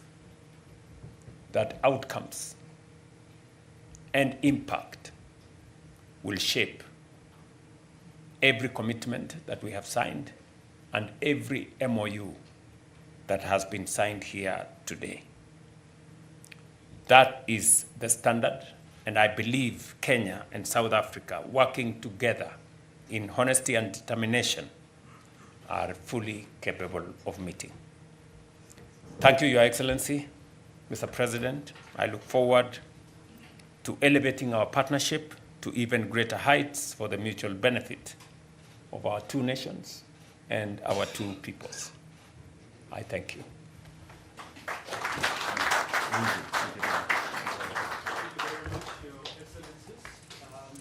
We will now open the floor to questions. I'm going to take first two questions, Tando, and take Zeneki from Newsroom. Please introduce yourself and the news outlet you represent. Thank you. Good afternoon. My name is Tando Mayego, and I'm from the Business Day here in South Africa. To both presidents, my questions to both of you is, at a time of growing geopolitical fragmentation and competition between major powers, how can South Africa and Kenya position themselves as influential African middle powers rather than simply arenas for global rivalry? And my question to President Cyril Ramaphosa is that there has been discussions around sending diplomatic envoys to neighboring countries on migration and regional stability. Is South Africa considering a more formal diplomatic initiative with states in the region to manage migration flows and ease the current tensions? Thank you very much. Zenego, please pass the mic to Zenego.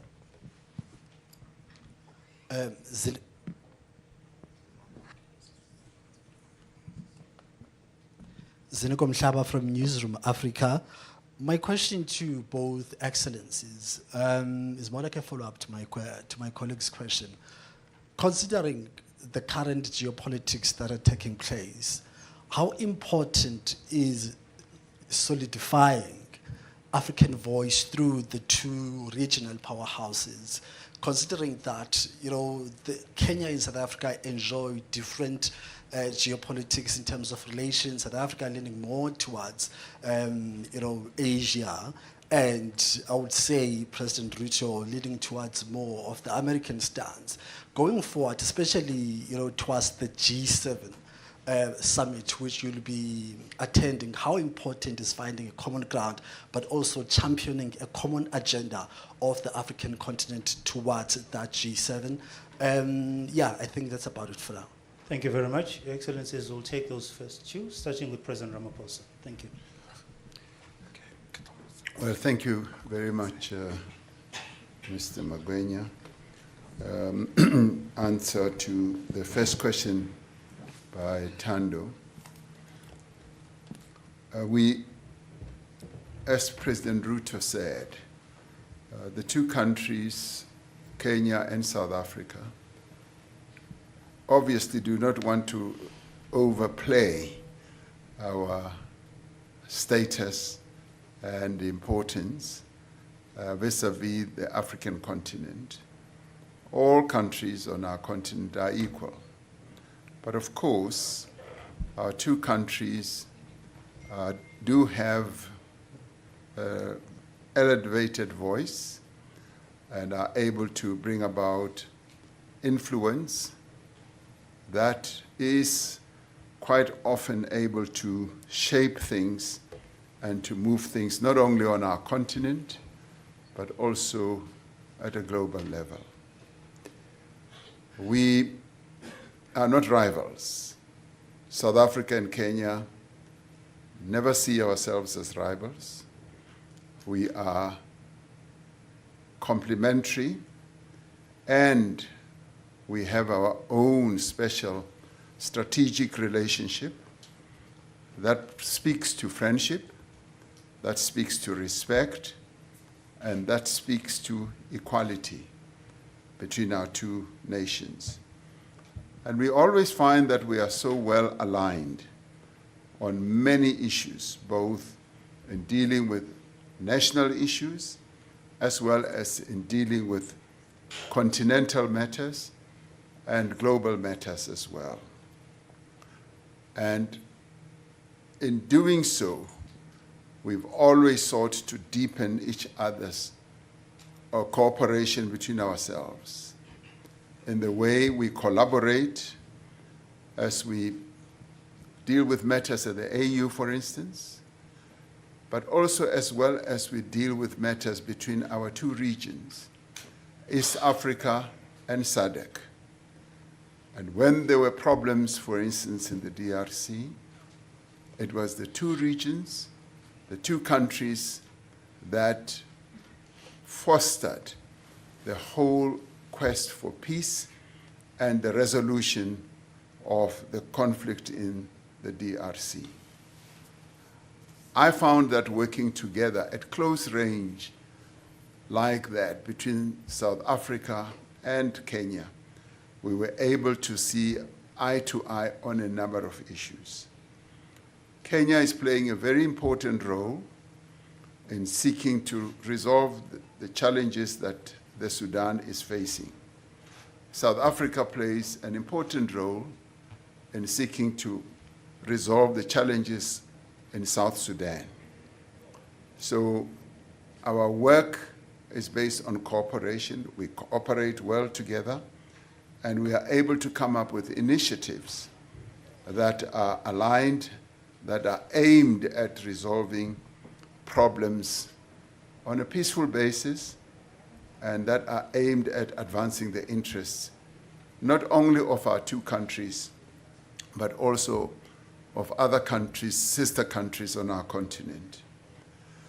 In relation to the migration issue that South Africa is having to address at the moment, yes, we are considering a number of initiatives.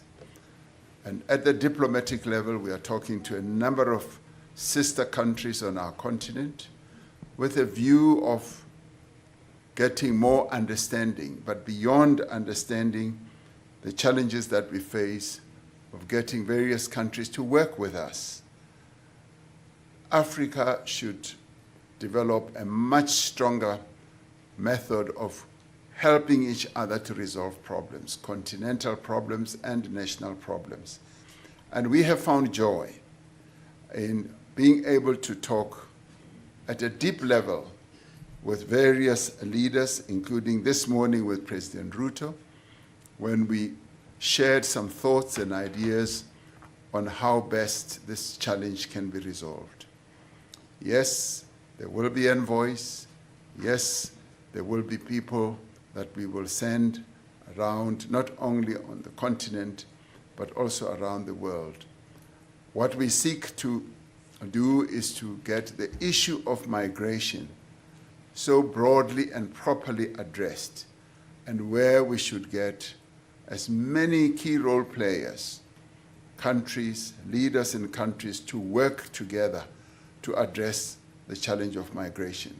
South Africa is not the only country that is facing the challenge of migration, and we want to learn from how others have dealt with it and how they've dealt with the intricate problems that we are dealing with, South Africa has become an oasis of people who want to come here for a whole number of reasons. We need to be working with all other sister countries to see how best this challenge is resolved in the interests not only of South Africans, but in the interests of various other countries too, as well on our continent. Was that only for the first question? Yes, sir. So I should leave the second question for later. That's also okay, or you can tackle it. Okay. Thank you very much. I think I will take both questions because they somehow are related. I would do the same. And the point that is being made is, are we spectators in this whole unfolding scenario, the geopolitical space? Is Africa, is Kenya, is South Africa, are we just spectators? Or are we making a contribution, or is our voice and our actions part of this whole equation? And let me say this maybe in two parts. Number one, it is our very considered view, working as people from the African continent, that for a very long time, our voice, our ideas, our proposals did not find its way to the forum or fora that then would influence global discourse. That has changed.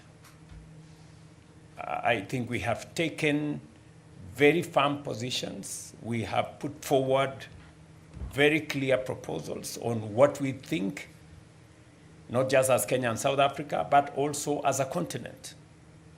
And by so doing, we are slowly beginning to influence global discourse.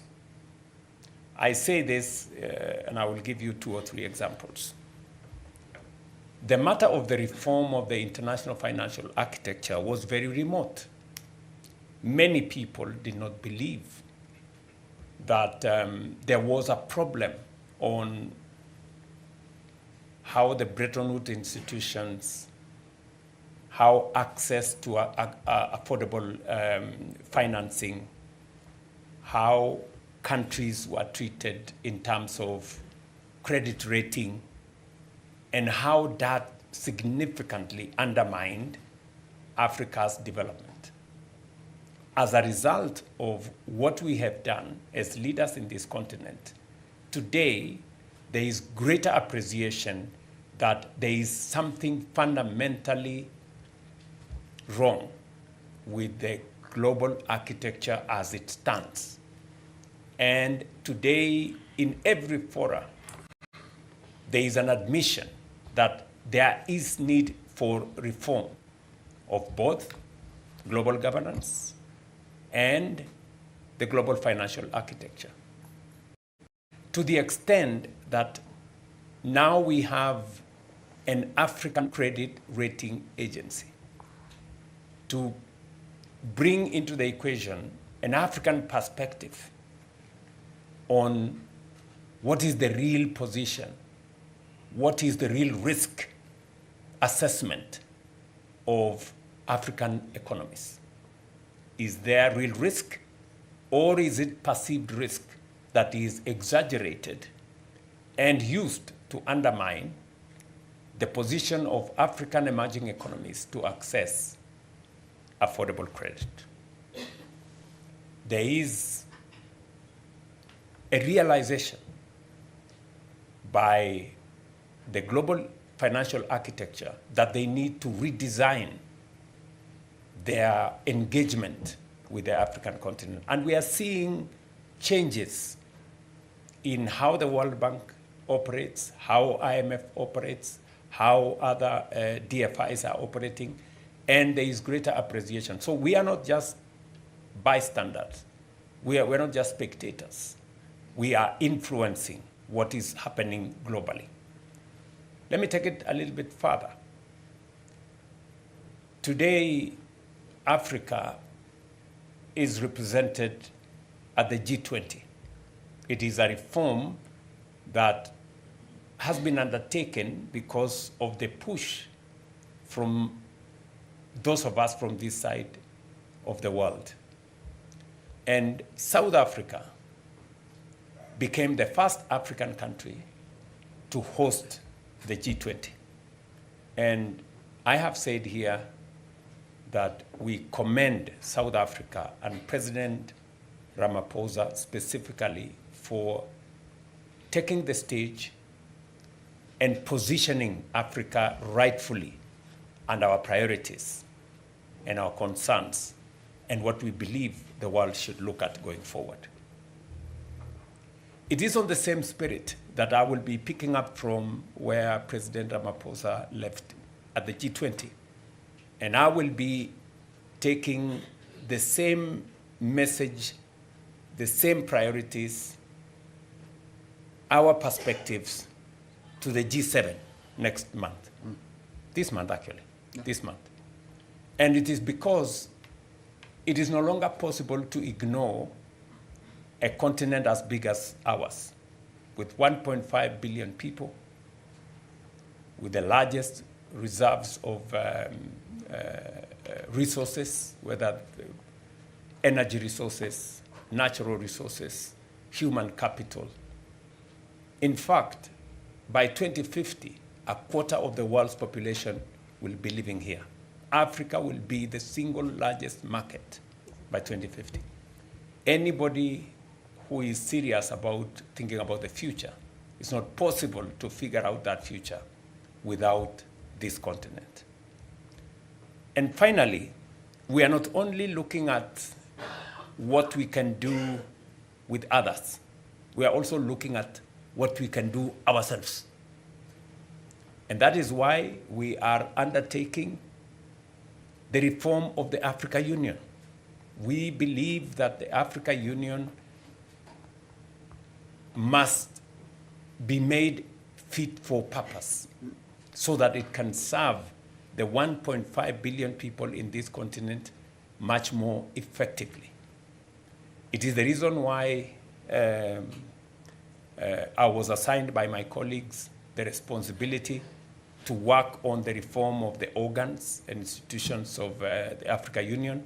It is one of the topics that I discussed with President Ramaphosa, especially on matters to do with financing the Africa Union.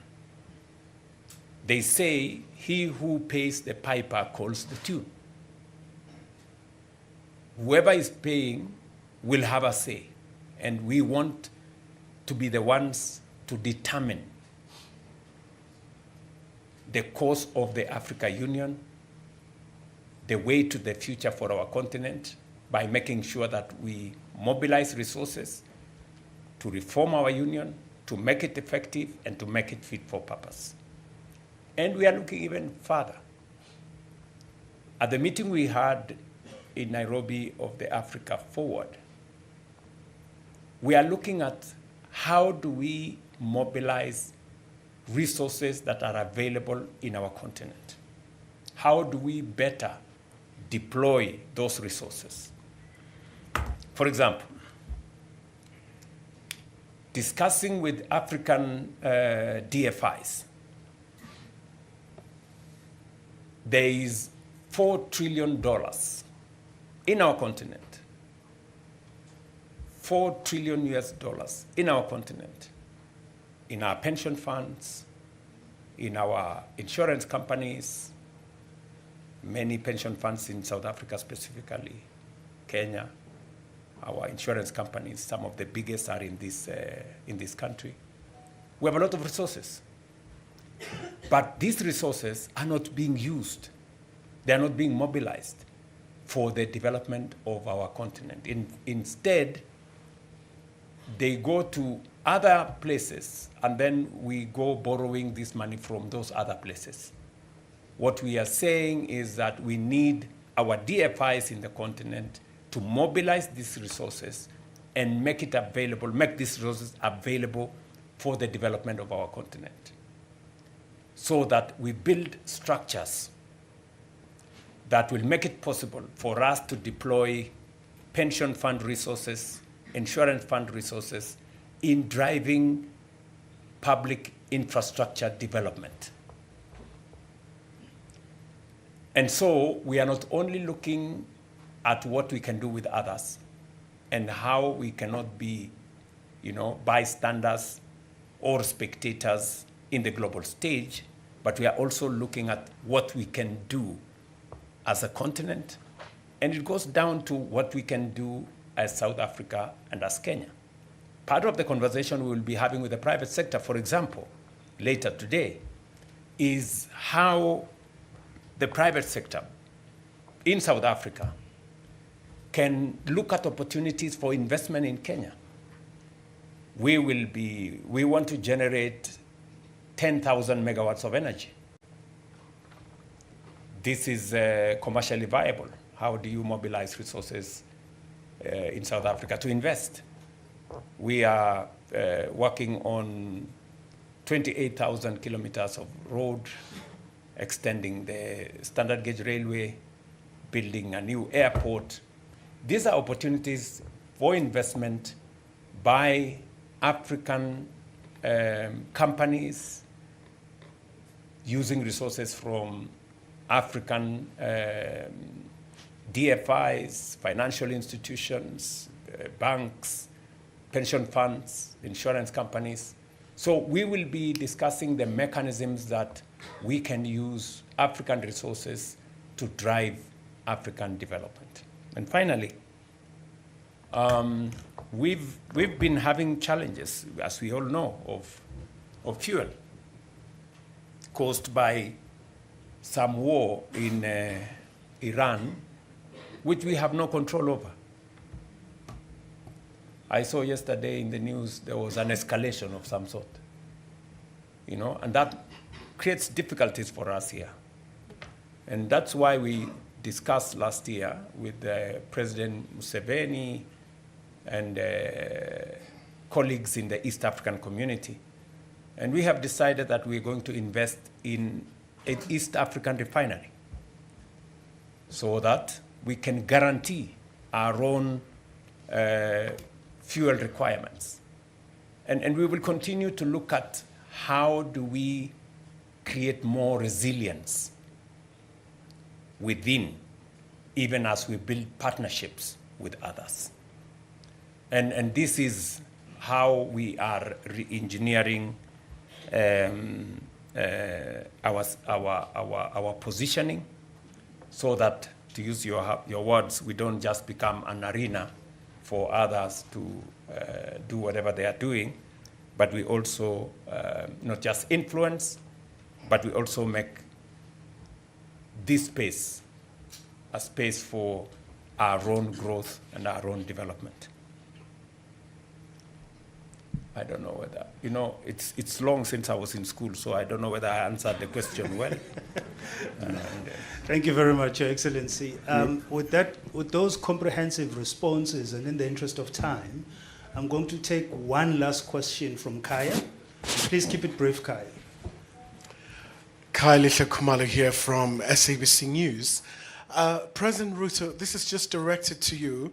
A very turbulent time in East Africa in light of the outbreak of Ebola. And obviously, we've seen quite a number of reports coming out from Kenya with this establishment of the quarantine facility for the US citizens. I mean, obviously, the backlash that we've seen from Kenya, just your immediate reaction in light of that. Thank you. Thank you, Kaya. President Ruto will take that question, and President Ramaphosa will close off with the second question from earlier on. Thank you, Your Excellency. Ebola is a pandemic that is not confined to one place. And just for context, there has not been a single reported incident of Ebola in Kenya. Just for context. Yes. So the big debate is going on, yes, but that is the correct position. Absolutely. Number two, The Ebola situation in Eastern DRC is a source of concern for any country, including Kenya, that is mindful of matters health of its citizens. And the responsible thing to do when there is reports of such high-level infectious outbreak in a region where we have thousands of citizens, Kenyan citizens in DRC. We have soldiers in DRC. The most responsible thing to do is to prepare for any eventuality. And that is what Kenya has done. We have prepared ourselves adequately. We have taken command of all our entry points. We are doing testing of every person coming into Kenya from anywhere near that region. We are testing close to between 2,000 and 3,000 people from all our entry points every day. We have mobilized resources, testing kits, reagents, and all manner of people. We have trained thousands of staff, health staff, to be able to handle that situation. We have now isolation facilities, 23 of them across the country, in different parts of the country. And one of the facilities that has now raised a bit of controversy is the facility we agreed to set up in conjunction with the Americans in one of our military air bases. And why have we done that? We have a huge American military contingent in Kenya, number one. Number two, we have set up the 23 other isolation places in Kenya with the support of friends, among them the Americans, our own resources, but also with the support of Americans. The American government has supported us in this Ebola setup infrastructure, health infrastructure, to the tune of 1.8 billion Kenya shillings. And they did make a request to us to, in the process of setting up all the other facilities, to also set up one where they can use in the event that their citizens, their soldiers, some of them in Kenya or from elsewhere, if they are in a situation, then they can use that facility. For context again, even if the Americans had not set up that facility at the military base, if there was any American in Kenya, we would take them to a Kenyan facility. We would not throw them out, because the Constitution of Kenya tells us that we are responsible for the health of the citizens of Kenya, including those who are in Kenya at any one time. So what you see as a debate in Kenya is lack of information. You know, people who may not have enough information to understand what we are doing. If we don't prepare and a situation occurs, we would have to answer much more difficult questions than the ones we are answering now. The questions we are answering now are simpler. They are easier. But if we were answering questions when people are sick and we haven't prepared enough, then we would be answering much more difficult questions. Where were you? What were you doing? What did you do? You knew there was a pandemic. You didn't do nothing. You know? What we are answering, the questions we are answering now is that we are prepared too much. And we are prepared for even our friends. And you see, I ask the people of my great country that the American people and government have been partners with us on matters health for close to 25, 30 years. PEPFAR, and all the other funds. American resources, American taxpayers' resources have been used to support Kenyan health infrastructure. It would be most unfortunate if on one request by the Americans to set up a facility at their cost, we would refuse. We would look very inhuman, you know? So the debate here is not about whether to set it up or not. The debate is, are we doing the right thing? Are we not?